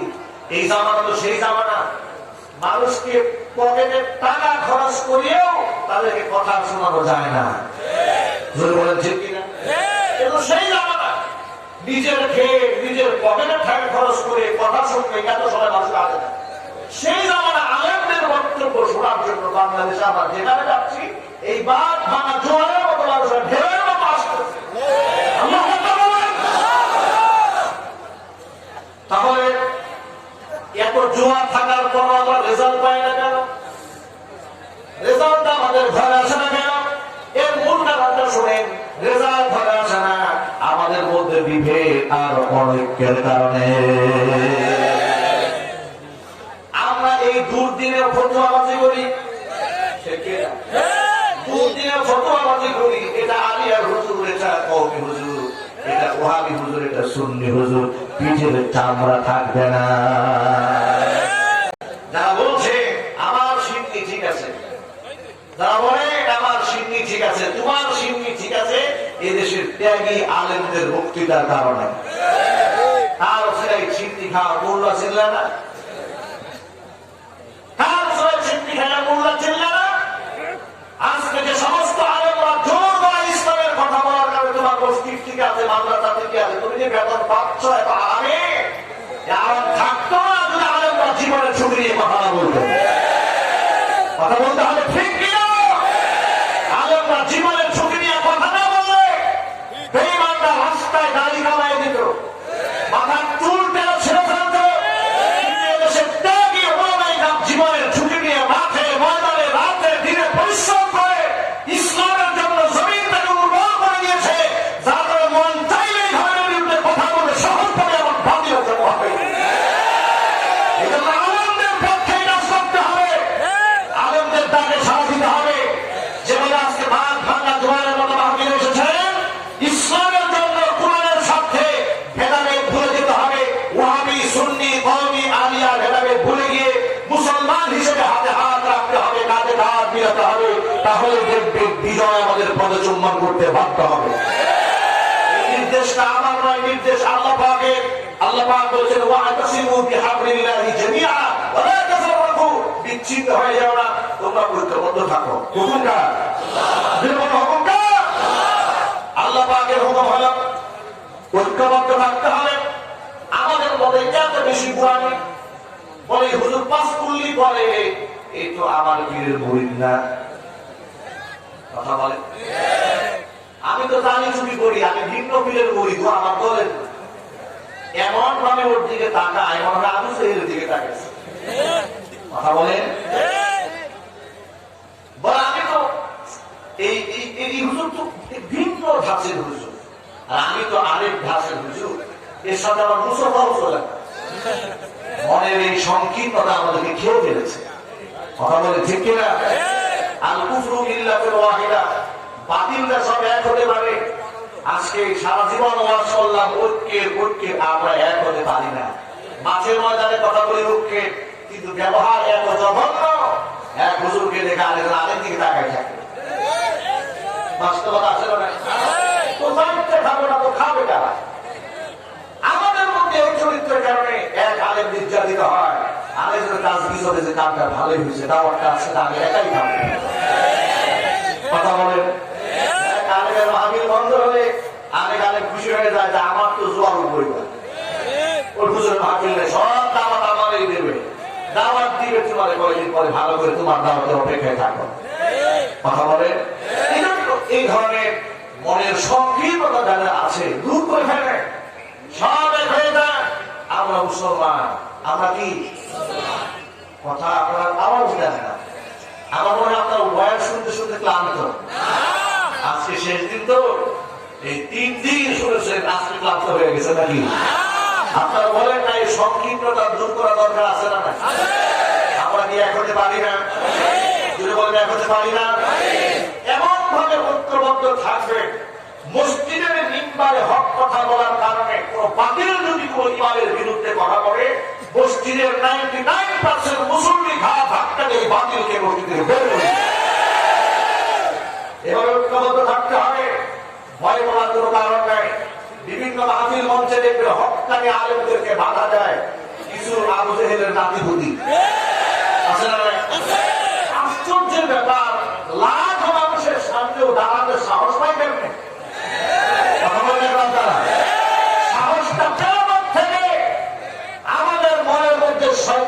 করতেছে কিনা আমরা সাহস হারিয়ে ফেলেছি। আপনাদেরকে সাহস দিয়ে দেয়, আজকের পর থেকে বাংলাদেশের 56,000 বর্গ মাইলের সোনার বাংলাদেশের ভেতরে সীমারেখার মধ্যে একজন আলেম, যে কোনো মতাদর্শের আলেম হোক না কেন, কোনো ব্যক্তি যদি লাঞ্ছিত করতে চায়, জীবনে রক্ত দিয়ে হলেও চালের সম্মান রক্ষা করতে হবে।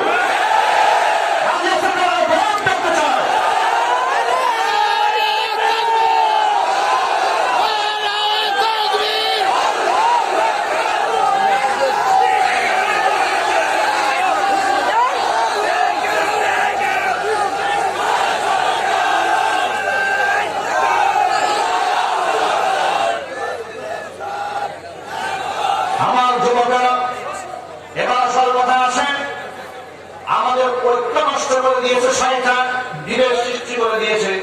অন্তরে সংকীর্ণতা যদি দূর করতে চায়, সমাজের মধ্যে একটা আমল চালু করে দিতে হবে। সে আমলটার নাম হচ্ছে সালাম। সে আমলের নাম কি? সে আমলের নাম কি? আল্লাহ নবী সাল্লাল্লাহু আলাইহি ওয়াসাল্লাম বলেছেন, আফশুস সালাম ওয়া আতিউত তুআত, সালাম প্রদান করা।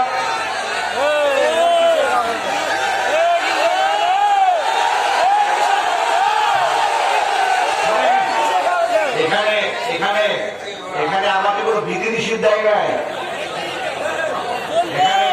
এখানে আমাকে উৎসাহ দেওয়া হয়েছে মদ, জুয়া, মহিলাদের উপর আলোচনা, এগুলো একটু বলার জন্য। ওই যে চুন খায়া মুখ করেছে, তো এখন দই দেখলেও আপনার ভয় লাগে, ঠিক কিনা? বিভিন্ন মাহফিলে দেখা যায় হুজুর নাক করা কথা বলতেছে, এমন সময় কানে কানে আসতে এগুলো পুরো মনে করেছে তাই হয়েছে।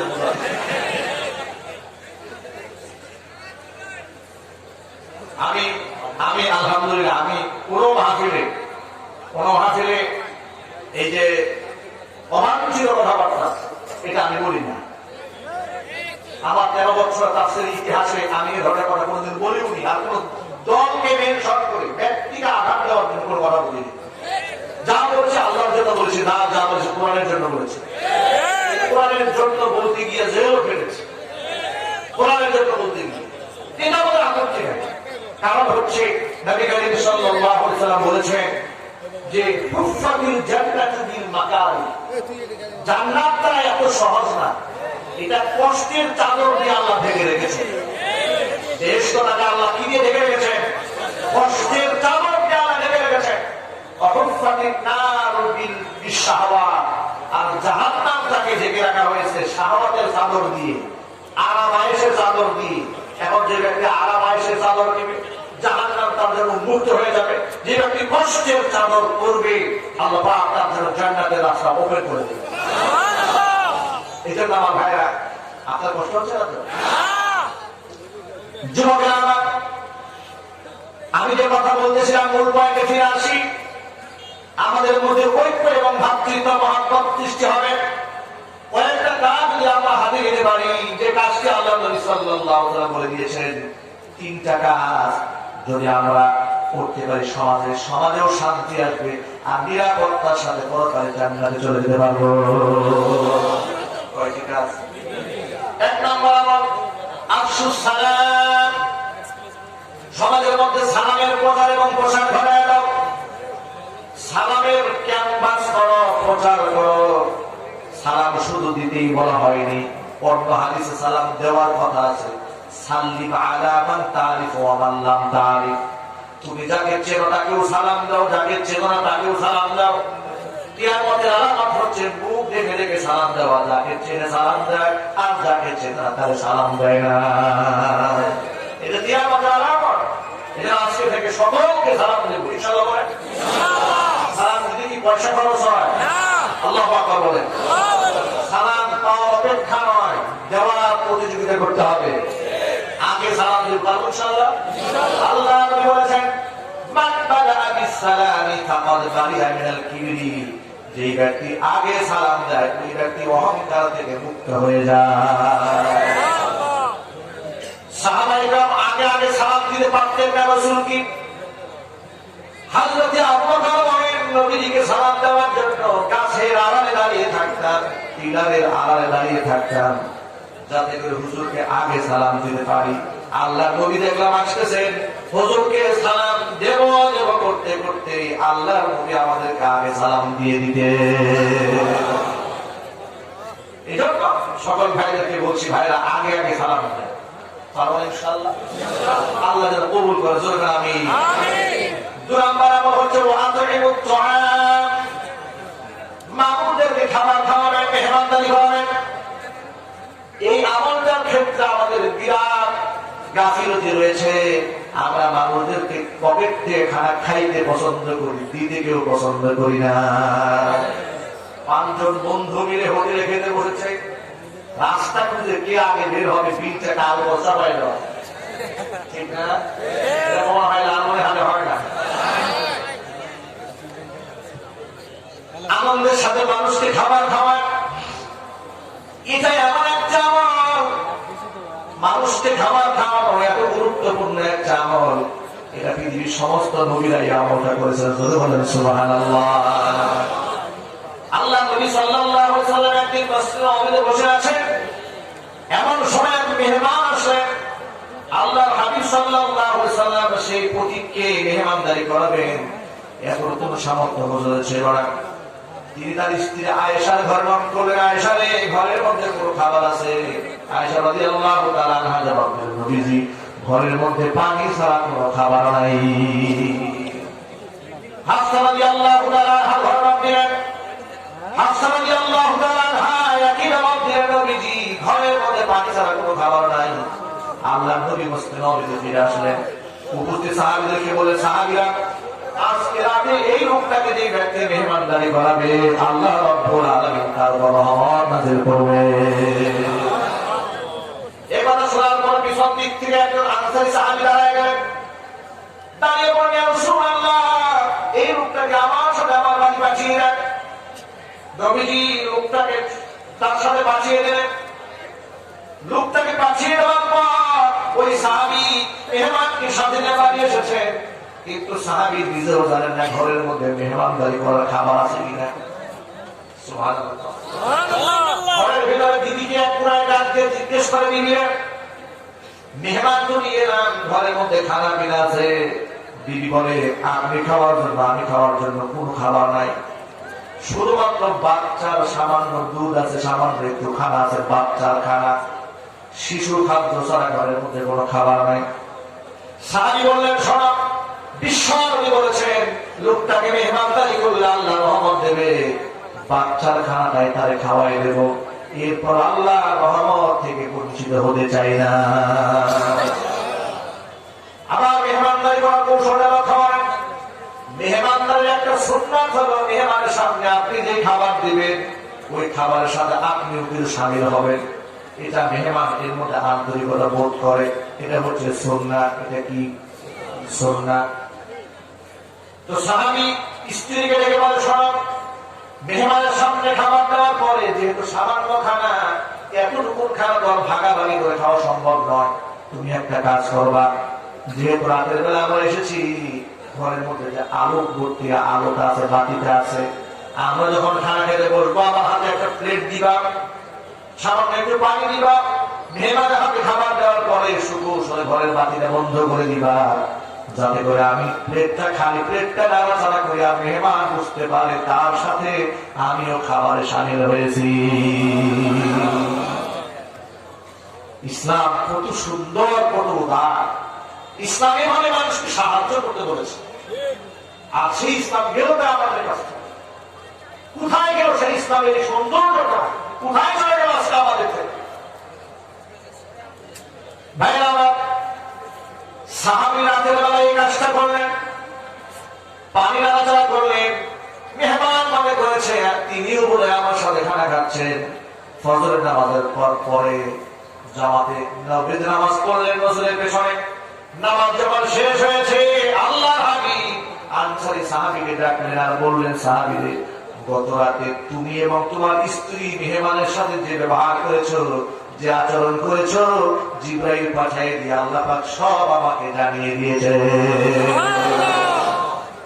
আমি জেনে গেছি তুমি যে প্লেট নাড়াচাড়া করেছো, তোমার বউ যে বাতি বন্ধ করে দিয়েছে, আল্লাহর কাছে দৃশ্য বড় পছন্দ হয়েছে। সুবহানাল্লাহ বলবেন না? কোরআন মাঝে আয়াত নাযিল হয়েছে, ওয়ায়ুবথিরুনা আলা আনফুসিহিম ওয়ালাউ কানা বিহিম খাসাসা।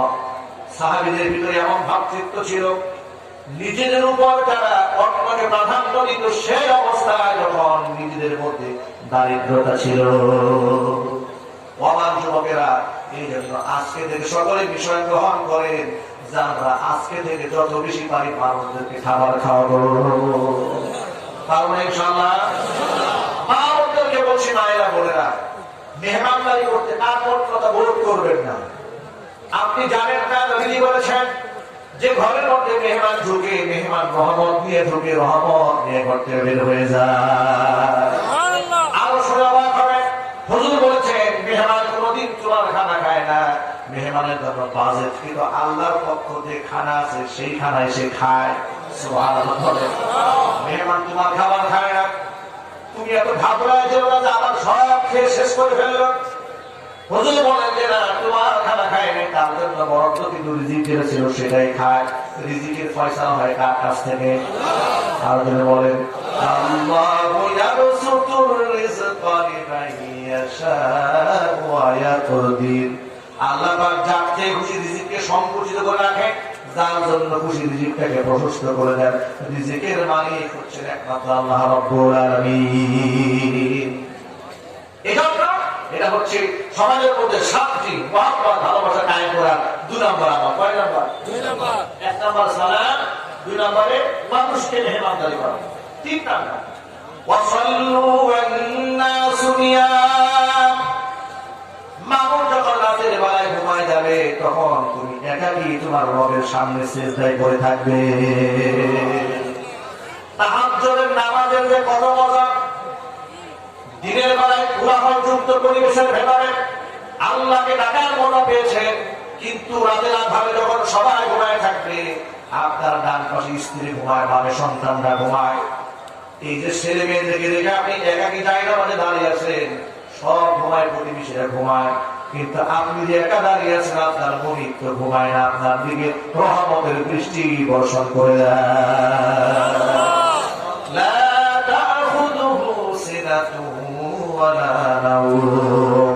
আল্লাহর দৃষ্টিটাকে ফাঁকি দেওয়া যায় না।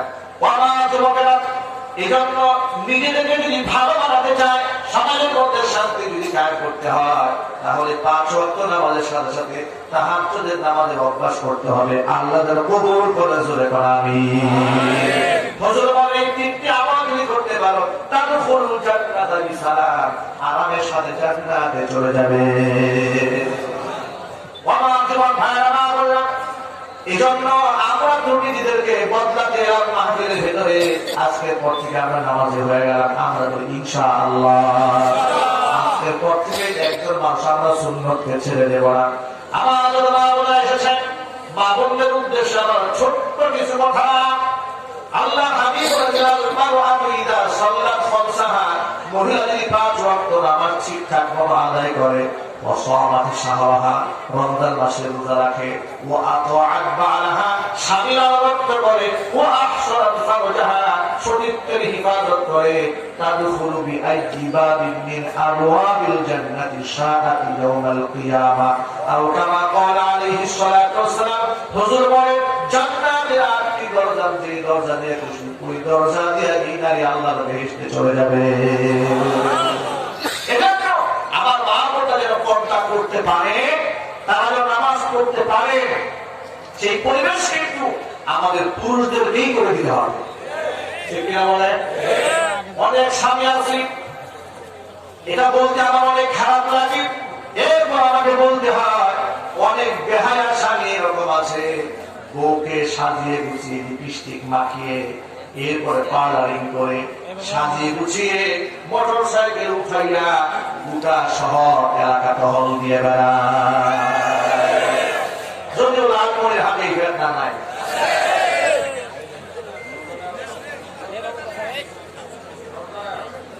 এটাকে বলা হয় স্বাধীনতা নাকি? এক ভাই বলতে স্বাধীনতা দেয় নারীদের কি এভাবে স্বাধীনতা, এটাকে স্বাধীনতা বলে না? এটাকে বলা হয় বেহায়াপনা, উশৃঙ্খলপনা। আজকে উশৃঙ্খলতা আর বেহায়াপনাকে স্বাধীনতা বিক্রি করা হচ্ছে, যদি বলে ঠিক কিনা। আজকে বাংলার জমিনে নারীরা নিরাপত্তাহীনতায় ভুগছে, ঠিক কিনা? এটা আমার কথা নয়, সারা জীবন তো আমরা বলেছি। ইদানিং আবার দেখতে পাচ্ছি প্রথম আলো পত্রিকা, যদিও এটা কাদিয়ানের দ্বারা পরিচালিত প্রথম আলো পত্রিকা, ডেইলি স্টার, আপনারা খবর রাখেন না, এগুলোর মালিক কিন্তু কাদিয়ানি। যা ধরুন এরা কোনদিন ধর্মের পক্ষে কলাম লিখে না, আলেমদের পক্ষে কলাম লিখে না। কোন নারী যদি উলঙ্গ হতে পারে পত্রিকার মধ্যে রেখে, বড় সাহসী নারী। সে কেউ যদি বলেন বড় সাহসী নারী। কিছুদিন আগে লিখেছে যে বিবাহ ছাড়াই মা হচ্ছে নবু, হেডলাইন লিখেছে খুব গর্বের সাথে।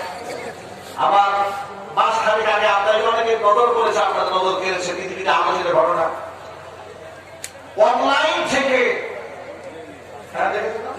অনলাইন থেকে শুক্রাণু কিনে স্বামীর ঔরস ছাড়াই সন্তান জন্ম দিলেন গর্বিত মা। আরো আসলে ভাইরা, এটা কি গর্বিত মা? কথা বলেন না কেন? শুক্রাণু কিনেছে, গরুর শুক্রাণু কিনতে বাজায় বাজারে বিভিন্ন জাতের শুক্রাণু কিনতে, অস্ট্রেলিয়ান জাত, আমেরিকান জাত, এগুলো কিনতে পাওয়া যায়। এগুলো গরুর মধ্যে পুষ করে গাভীর মধ্যে বাচ্চা জন্ম দেওয়া হয়। এরা বিজ্ঞানে গবেষণা করেছে যে গরুর শুক্রাণু যদি আপনার বের করে আরেকটা গরুর মধ্যে পুষ করা যায়, গাভীর ভিতরে যদি বাচ্চা হয়, তো মানুষের শুক্রাণু তো বাজারে বিক্রি করা যায়। এখন আপনারা বলেন যে মহিলাটি বাজার থেকে শুক্রাণু কিনলেন, এটা কার শুক্রাণু? এর খবর আছে মায়ের কাছে? আর আসতে বলেন এই বাচ্চাটা দুনিয়াতে এলো, এর বাবাকে কে জন্ম দিয়েছে? হারামজাদা না হারামজাদা? পিতৃ পরিচয়হীন হারামজাদা জন্ম দেয় গর্বিত মা না ধিক্কৃত মা? আর সাংবাদিক লিখেছে গর্বিত মা। আমি অনেকগুলো কমেন্ট সেখানে পড়েছি। এক ভাই লিখেছে, কমেন্টটা খুব ভালো লেগেছে, আপনাদের সামনে শেয়ার করি, যে ওই গর্বিত মায়ের সন্তানই হলো এই সাংবাদিক। কথা বলেন ঠিক কিনা? গর্বিত মা যে সাংবাদিক লিখেছে, এই ধরনের গর্বিত মায়েরই সন্তান। তা না হলে পিতৃ পরিচয়হীন সন্তান জন্ম দেয়, সে কোনদিন গর্বিত মা নয়, সে ধিক্কৃত মা, নিন্দিত মা, নিকৃষ্ট মা। প্রায় সময় দেখা যায় সিনেমার নায়ক নায়িকাদের সমানে ডিভোর্স হয়, ঠিক না? বাংলাদেশের এক সেলিব্রিটি বলেছিল, ছেলেটা আমার কিন্তু বউ আমার না। আমি সংবাদ দেখেছিলাম, আমি মনে মনে হেসেছিলাম যে আরে এই হচ্ছে একটি মুসলিম দেশে তথাকথিত সেলিব্রিটি, যাদের জন্য যুবকরা পাগল, যাদের হেয়ার স্টাইল দেখে চুল কাটতে চায়, যাদের জামা দেখে তার মতো জামা করতে মনে চায়, যাদের মুখের দাড়ি কামানো দেখে শেভ করতে মনে চায়, এদেরকে দেখে দেখে যাদের চরিত্রের বিভিন্ন নারী, তাদেরকে নারীবাদীরা খুব প্রশংসা করায়, তাদের জবানে অনেক প্রশংসা নামে। তারা কি করেছে? থেকে তালাক প্রাপ্ত হয়েছে, ডিভোর্স পেয়েছে।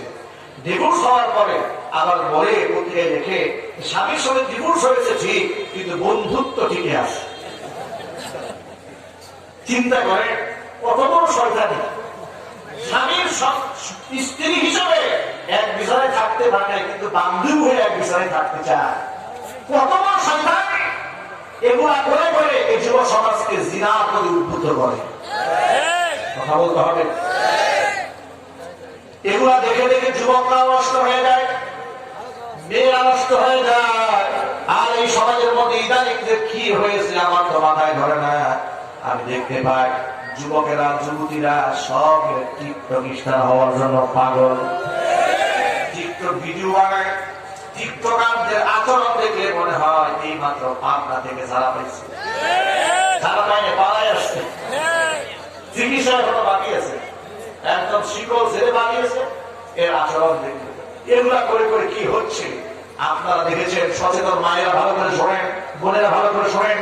টিকটক সেলিব্রিটি বানাবার নামে অসংখ্য মেয়েদেরকে বাবা মার অজান্তে তারা ঘর থেকে বের করে তারা বিদেশে পাচার করে, ইন্ডিয়া পাচার করে দিয়েছে। আমি মায়েদেরকে বলছি, বোনদেরকে বলছি, আমার কথা রেকর্ড হচ্ছে, মায়েরা বোনেরা নিজেকে চিনুন, নিজেকে জানুন, নিজের সম্পর্কে অবগত হন। আপনি তো মায়ের জাত, আপনার সম্মান অনেক উপরে, আপনি কেন নিজেকে সস্তা বানিয়ে রাস্তায় রাস্তায় ফেলে দেবেন? কথা বলে ঠিক না? যে জিনিস সহজ আর সস্তায় পাওয়া যায় তার দাম থাকে। আমার মা বোনদেরকে বলছি, মায়েরা বোনেরা, টিকটকার সেলিব্রিটি আপনাকে বানাবার নামে যে সমস্ত ছেলেরা আপনাকে বাহিরে নিয়ে যায় ফুসলায়া, ও তো মানুষ নামের শয়তান। এই জন্য ওদের ফাঁদে পাওয়া দেওয়া যাবে না। আমার যুবক ভাইদেরকে বলছি, যুবকেরা, মেসেঞ্জারের ভিতরে যে সুন্দরী মেয়ে আপনাকে হাই বললো, এক হাই আপনার রাতের ঘুম শেষ। কার হয়ে গেছে, কার হয়ে গেছে, আর ঘুম নাই, সারা রাত করে ফেসবুকে করছে। এগুলা করবেন না।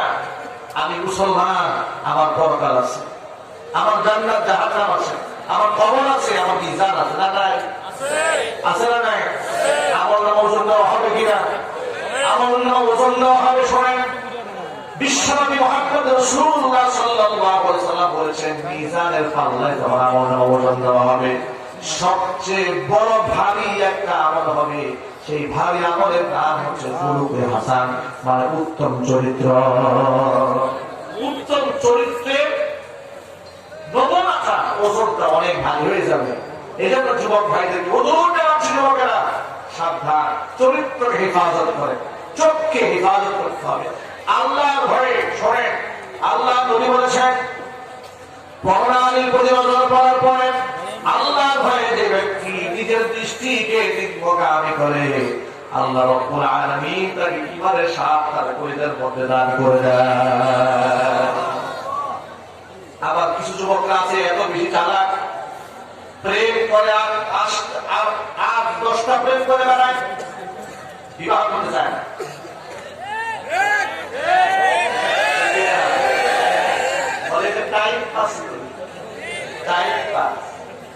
বিবাহ করতে চায় না, বিবাহ করতে বললে নানান সমস্যা। আবার এক যুবক আমাকে বলে, আমি সোহিনীয়ত প্রেম করে যাই যাবে, কি সোহিনীয়ত প্রেম করি, সোহিনীয়তটা কি? বললাম যে হুজুর, আমাকে বলছিল হুজুর সোহিনীয়তটা হলো যে আমি তাকে বিবাহ করার উদ্দেশ্যে তার সাথে মাঝে মাঝে দেখা সাক্ষাৎ করি, কথাবার্তা বলি, আমি তাকে দারুণ পছন্দ করি, সেও আমাকে পছন্দ করে, মনের মধ্যে পুরো শয়তানি নাই। মানে কত বড় ফেরেশতা বলি, মনের মধ্যে শয়তানি নাই। এবার আমার যখন ফেসবুকে চ্যাটিং হয়, তখন তার মনের মধ্যে শুধুমাত্র ফেরেশতাই বসে থাকে, শয়তান থাকে না। যেখানে আল্লাহ নবী সাল্লাল্লাহু আলাইহি ওয়াসাল্লাম বলেন, লা ইয়াখলুওয়ান্না রাজুলুন বিইমরাআতিন ইল্লা থালিথুহুমা শাইতান। কোন একটা নারী, যুবতী নারী আর কোন একটা পুরুষ যেন একাকিত্বে কোন জায়গায় একসাথে না বসে, তাহলে দুজন তারা দুজন আরো থাকে না, মাঝখান দিয়ে আরেকজনে ঢোকে। তার নাম কি? এই সরকারটাকে জিনা পর্যন্ত নিয়েই যাবে। কিছুদিন আগে আমি মাহফিল ছিল চট্টগ্রামের সাতকানিয়াতে, চিটাগাং যাওয়ার পথে কর্ণফুলী সেতু আছে, অনেক মন্দির, একটা দৃষ্টিনন্দন একটা সেতু, অনেক সুন্দর, দেখেছেন আপনারা? তো সেতু যখন পার হচ্ছি তখন এশার নামাজের পরে দেখলাম পিলারের জোড়ায় জোড়ায় 8টা মাছ জোড়ায় অনেকগুলো সিরিয়াল, এই মাথা থেকে শুরু করে ওই মাথা পর্যন্ত। আমি কত খেয়াল করি, আমি তো গাড়ির মধ্যে অনেক সময় ঘুমাই, অনেক সময় মোবাইলে পড়াশোনা করি, সময় কাটাচ্ছি। আমার সফর সঙ্গে একটা আমাকে বলে, হুজুর তা আপনি একটা বিষয় খেয়াল করেছেন? আমি বললাম কি? যে বাপ থেকে তাকাই নেই, তাকে দেখি পুরো ব্রিজের ঘুরাই ঘুরাই এরা জোড়াই জোড়াই মোটামুটি এক পাশে আরেক পাশে পর্যন্ত। তখন তারা বললেন যে হুজুর এখানে পর্যায়ে নোংরা বিচারে প্রতি রাতে। আমি বললাম যে কারণটা কি, পার্কে না গিয়ে এখানে দাঁড়ায় কেন? তারা বললেন এখানে একটা ফ্যাসিলিটিস আছে। কি ফ্যাসিলিটিস? পার্কে টিকিট লাগে আর রাতে থাকতে দেয় না। আর এরকম সারাদিন মুক্ত থাকে, টিকিটও লাগে না, বাদ না দাঁড়ায় থাকে, এখানে টাইম পাস করে। এগুলা কেন হচ্ছে শোনেন, এগুলো হওয়ার পেছনে বড় কারণ হলো এই দেশে জিনাকে, ব্যভিচারকে অনাকাঙ্ক্ষিতভাবে সহজ করা হয়েছে পরিকল্পিতভাবে, আর বিবাহকে কঠিন করে দেওয়া হয়েছে। 16 বছর 17 বছর একটা মেয়ে বিবাহ দিতে গেলে শত বাধা, যে হুজুর বিয়ে পড়ায় তারও 14 বুঝি খবর হয়ে যায়। দায়িত্বশীলরা চলে আসে একটা হ্যান্ড কাপ নিয়ে, আপনি বিবাহ করলেন শিশু বাচ্চা, 16 বছরের শিশু বাচ্চা বিবাহ করিয়েছেন, কিন্তু এই শিশুদের 14 বছর বয়স প্রেম করে, এটা আমার কোনো খবর নাই। কথা বলতে হবে ঠিক না? যে দেশে পতিতাদের জন্য লাইসেন্স দেওয়া হয় 12 বছর বয়সে, এটা আপনাদের জানা উচিত। এই দেশে পতিতা মেয়েরা লাইসেন্স পায় 12 বছর বয়সে, সেই দেশে বিবাহের জন্য 18 বছর ধার্য করা, এটা জাতির সাথে গাদ্দারি এবং নাফরমানি করা। এই আইনটা পরিবর্তন হওয়ার দরকার বাংলাদেশে। এসব একমত আছে? মেয়েদের বিবাহের বয়স কত বলা উচিত? 15-16 বছর বয়সে উপযুক্ত হয়ে যায় মেয়েরা, তাদেরকে বিবাহটা সহজ করে দেওয়া উচিত। আর বিবাহকে কঠিন করা হয়েছে, জিনাকে সহজ করা হয়েছে। আপত্তিকর অবস্থায় ধরা খাওয়ার পর বলে 100 টাকা জরিমানা, সরকারিতে ছিল টাকা উচিত। কি আশ্চর্য আইন! 100 টাকা জরিমানা, গরম পড়বে, আমার পকেট ভরা টাকা আমার আসবে, 100 টাকা নিয়ে যাও, 200 টাকা নিয়ে যাও, দৃষ্টান্ত দিও না, ঠিক কিনা? এই জন্য আমার সকল ভাইদেরকে বলি, ভাইরা আমার, অসংখ্য যুবকেরা এসেছেন আমার ডানে বামে সামনে পিছনে, আমি হাজার হাজার যুবককে দেখতে পাচ্ছি। বিবাহ করেন নাই, কারা কারা তো হাত দেখতে চায়? ভালো করে করেন, নামাদার দেখি বিবাহ করে না। মাশাআল্লাহ মাশাআল্লাহ, হাত খাওয়ায় ওই বুঝছে, মাশাআল্লাহ বলেন। এই যে শিশু বাচ্চা হাত তুলছে, সেও বিবাহ করে নাই, কিন্তু ওয়াজ কিন্তু বুঝছে। মাশাআল্লাহ বলবেন না? ওয়াজ তো বুঝেছে, ঘুমায় নাই। ভাইরা, যারা বিবাহ করেন লেট ম্যারেজ করার জন্য তাদের মানসিকতা আছে, অনেক পরে বিবাহ করবো, আরো ভালো করে দাঁড়ায়, এখন তো বসে আছেন, নিজের পায়ে ভালো করে দাঁড়াবেন, এখন তো 2 পায়ে দাঁড়িয়েছেন, কয়েকদিন পরে 4 পায়ে দাঁড়াবেন নাকি? এই চিন্তা তাদের মাথা আছে, জেনে ফেলে। বিশ্বাস করেন, আল্লাহি ওয়া রাব্বিল কাবা, পৃথিবীতে যত মানুষ সফল হয়েছে বিবাহের পরেই হয়েছে।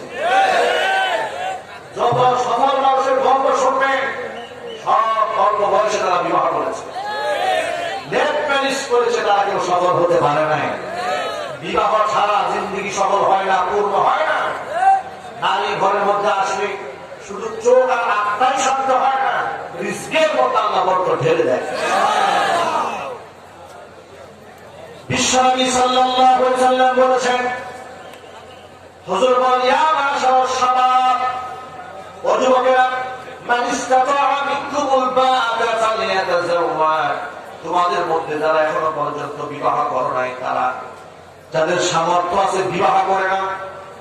ফাইন্নাহু আমাদু লিল বাসারি ওয়া আহসানু লিল ফারাজি, কারণ বিবাহ করলে চোখটা নিয়ন্ত্রিত হয়ে যায়, লজ্জাস্থান নিয়ন্ত্রিত হয়ে যায়। জোরে বলেন আল্লাহু আকবার।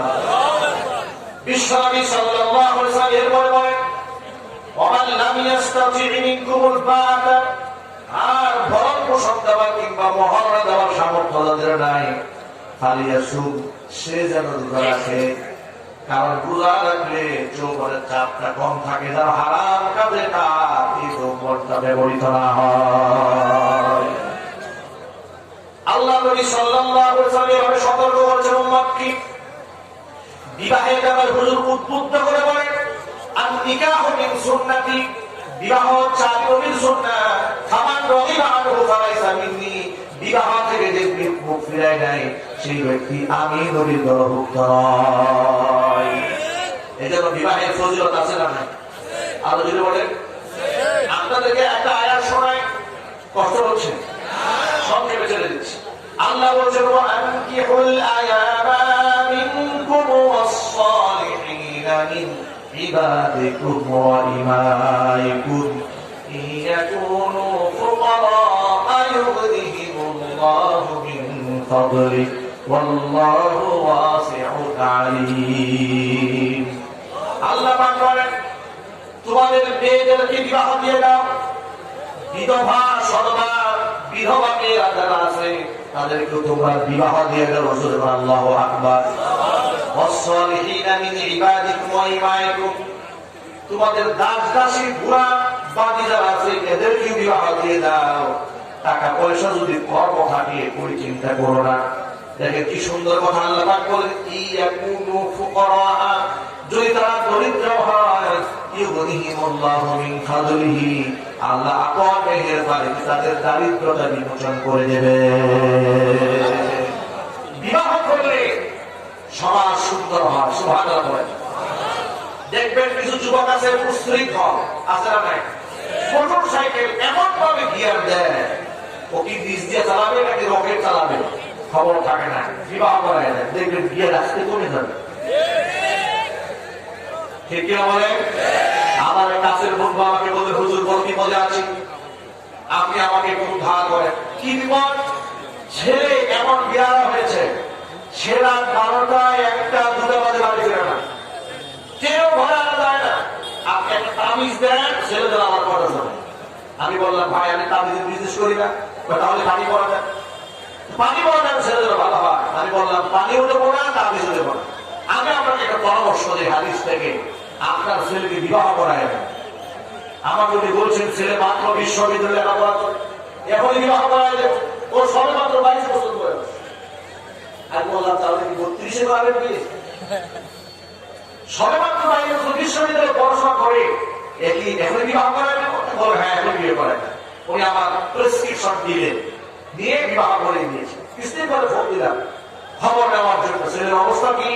বলে, হুজুর আর বলবেন না, 3 দিন হয়েছে ঘর থেকে বের হয় না।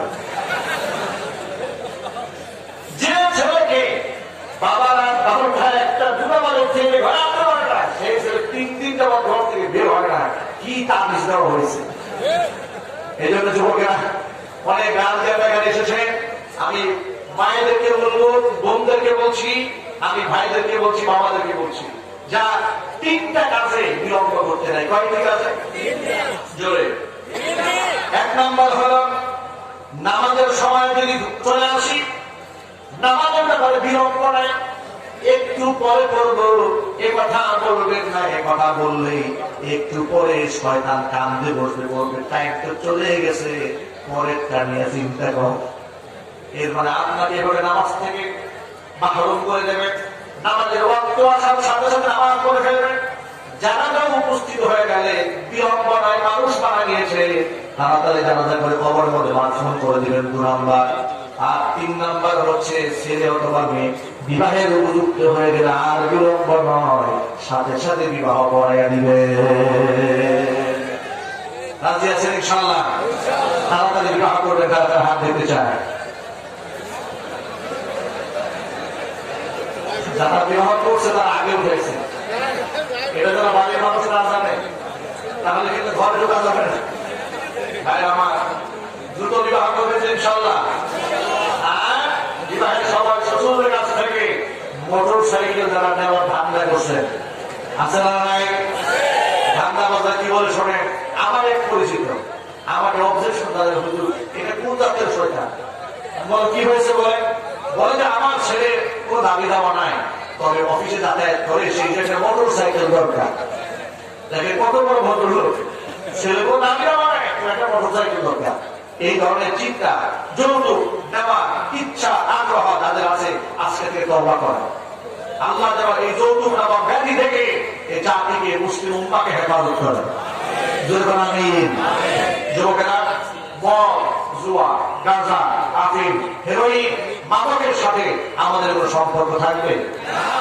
আরো আসতে বলে সম্পর্ক থাকবে? আল্লাহ নবী বলেছেন,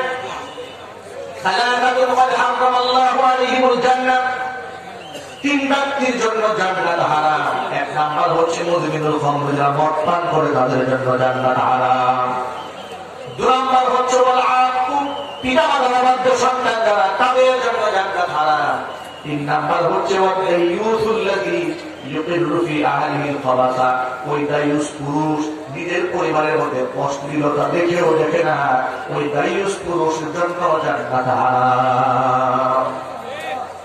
আল্লাহ নবী বলেছেন, কেউ যদি মদ পান করে এক ঢোক, নামাজ কবুল হবে না 40 দিন।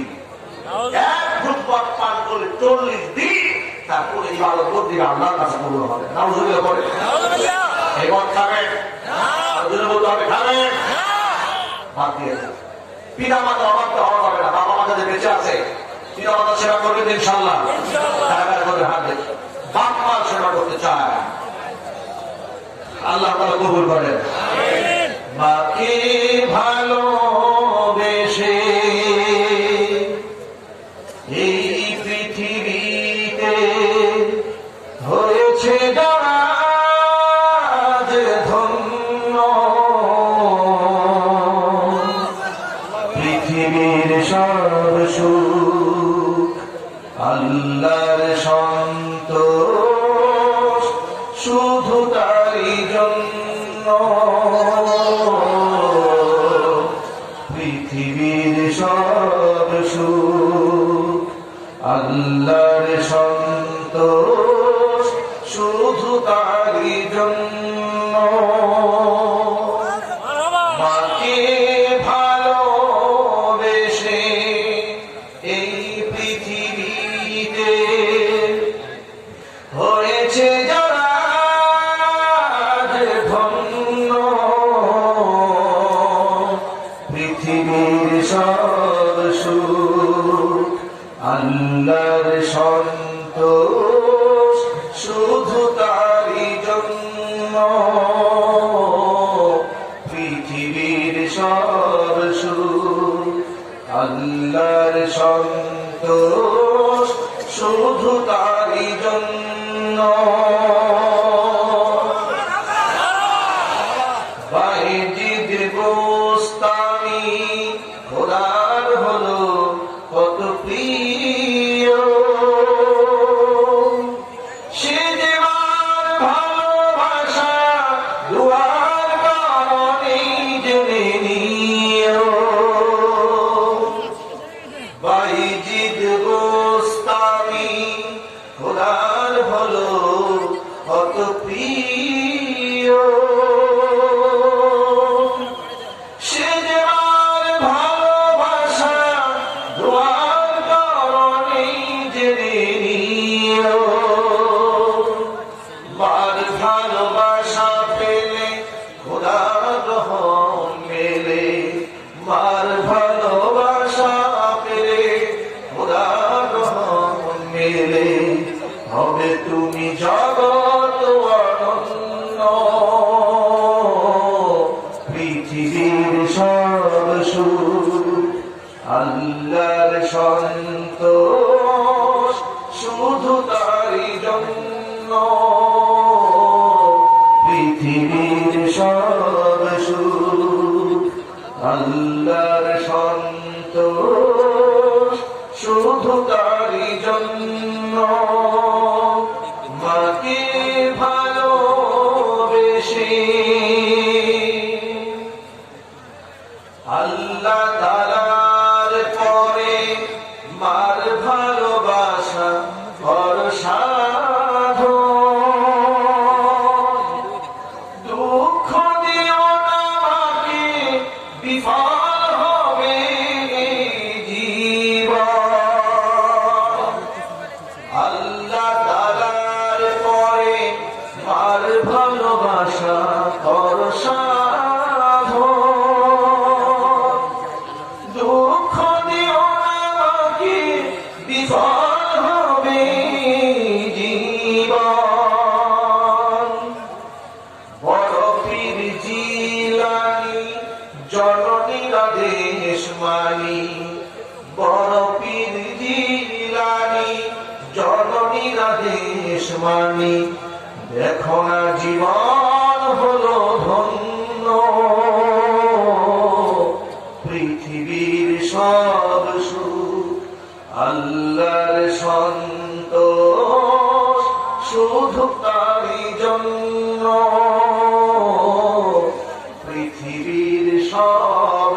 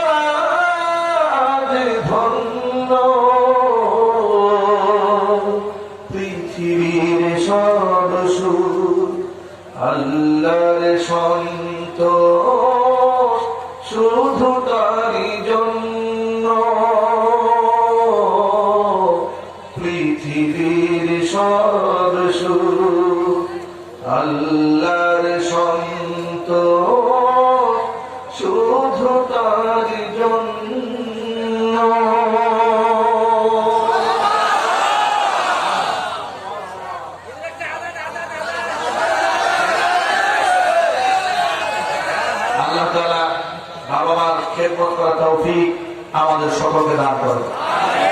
বাবা মার সেবা করে যাবে ইনশাআল্লাহ।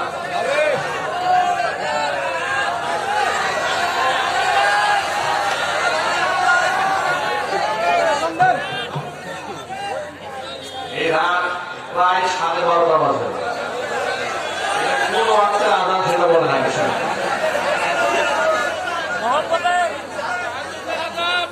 আপনারা শোনেন, ইনশাআল্লাহ আযান কিছুটা শোনানো হবে। আপনারা যেটা আযান জানিয়েছেন একটু দিলকে বাড়াই দিয়ে অপারেটর এক ভাই অত্যন্ত চমৎকার একটি প্রশ্ন করেছেন। আসসালামু আলাইকুম। ওয়া আলাইকুম আসসালাম ওয়া রাহমাতুল্লাহ। আমি একজন যুবক, আমার বয়স 18 বছর প্লাস। আমার মেয়েদের প্রতি খুব আগ্রহ যায়, প্রেম করতে ইচ্ছে করে। এমন অবস্থায় এসব থেকে কিভাবে বিরত থাকতে পারি বললে খুবই উপকৃত হতাম। নাম প্রকাশের অনিচ্ছুক। অত্যন্ত গুরুত্বপূর্ণ একটা প্রশ্ন করেছেন। প্রশ্ন শুনে আপনারা হেসেছেন। নবী করিম সাল্লাল্লাহু আলাইহি ওয়াসাল্লামের কাছে এর চেয়েও জটিল কথা, রাসূলের কাছে সেই এর থেকেও জটিল প্রস্তাব দেওয়া হয়েছে। হে রাসূল, সাহাবী আমার তো মনে চায় যে আমার মনে চায় জিনা করতে, আমার জিনা পারমিশন দেয়। চিন্তা করেন, রাসূলের কাছে চিকিৎসা জন্য গিয়েছেন। ডাক্তারের কাছে মন খোলা কথা বললে চিকিৎসা পাওয়া যায়। নবী করিম সাল্লাল্লাহু আলাইহি ওয়াসাল্লাম যুক্তি দিয়ে কি সুন্দর করে বুঝিয়েছেন। এই কাজটা যদি তোমার মায়ের সাথে কেউ করে মানবে, যুবক বলে প্রশ্ন আছে। তোমার বোনের সাথে যদি কেউ করে মানবে বলে প্রশ্ন আছে। তোমার কুকুর সাথে বলে তাও হবে না, খালার সাথে তাও হবে না। তুমি যার সাথে যেটা করতে চাও সে কারো না কারো মেয়ে হবে, মা হবে, খালা হবে, কুকু হবে। তো আমার কাছে এরকম খারাপ লাগে। সাহাবী মুগ্ধ হয়ে গিয়েছেন। সুবহানাল্লাহ। আমি যে যুবক ভাই আমাকে প্রশ্নটি করেছেন যে 18 বছর ক্লাস হয়েছে, প্রেম করতে মনে চায়, মেয়েদের প্রতি আগ্রহ জাগে। আচ্ছা, 18 বছর ক্লাস হলে মেয়েদের প্রতি আগ্রহ জাগে না, এমন বুজুর্গ একটাও নেই। কথা বলে না, ঠিক কিনা? দাড়িওয়ালা, পাগড়িওয়ালা, জুব্বাওয়ালা যা দেখে, কেউ যদি বলে যে 18 বছর পার হয়ে গেছে, আমার মেয়েদের প্রতি কোনো ফিলিংস নাই, ওর চিকিৎসা হওয়া উচিত। ঠিক কিনা? ফিলিংস তো আল্লাহই তৈরি করে। কে তৈরি করে? এটা যেন বৈধভাবে নিয়ন্ত্রণ করা যায়, এই জন্য আল্লাহ তাআলা বিবাহের বিধান দিয়েছে। আমি সেই যুবক ভাইদেরকে বলছি, আপনি বিবাহ করে ফেলেন, আল্লাহ তাআলা আপনার হেফাজত করবে ইনশাআল্লাহ। আল্লাহ যেন কবুল করেন।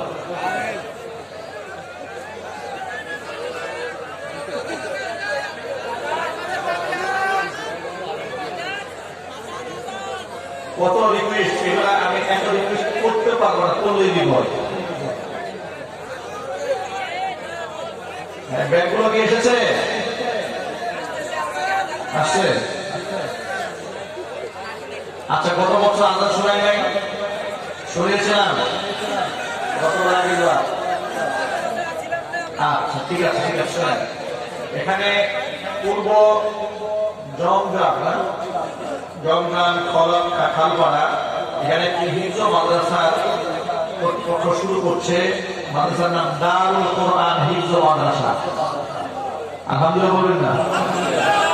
আল্লাহ তাআলা এই মাদ্রাসাকে কিয়ামত পর্যন্ত কবুল করেন।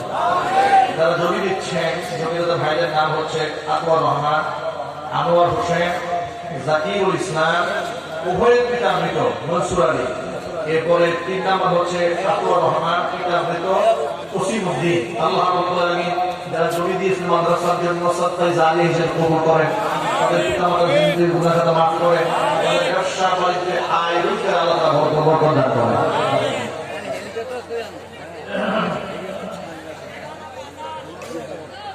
আজান কি শুরু হবে?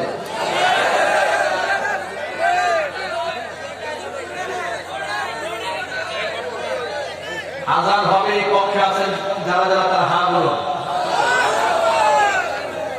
হাত তুলে দিচ্ছেন। আজান হবে না এই কক্ষে যারা যারা আছেন।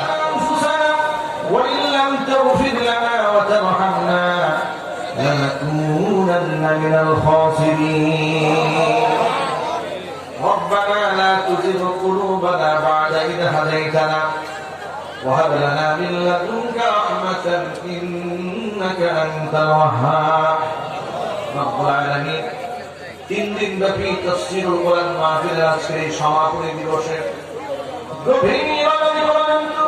কোরআন সুন্নাহ থেকে আলোচনা করে বড় শাহিদ দরবার শাহী দরবার হাত দোকানে বাড়িয়ে দিয়েছে।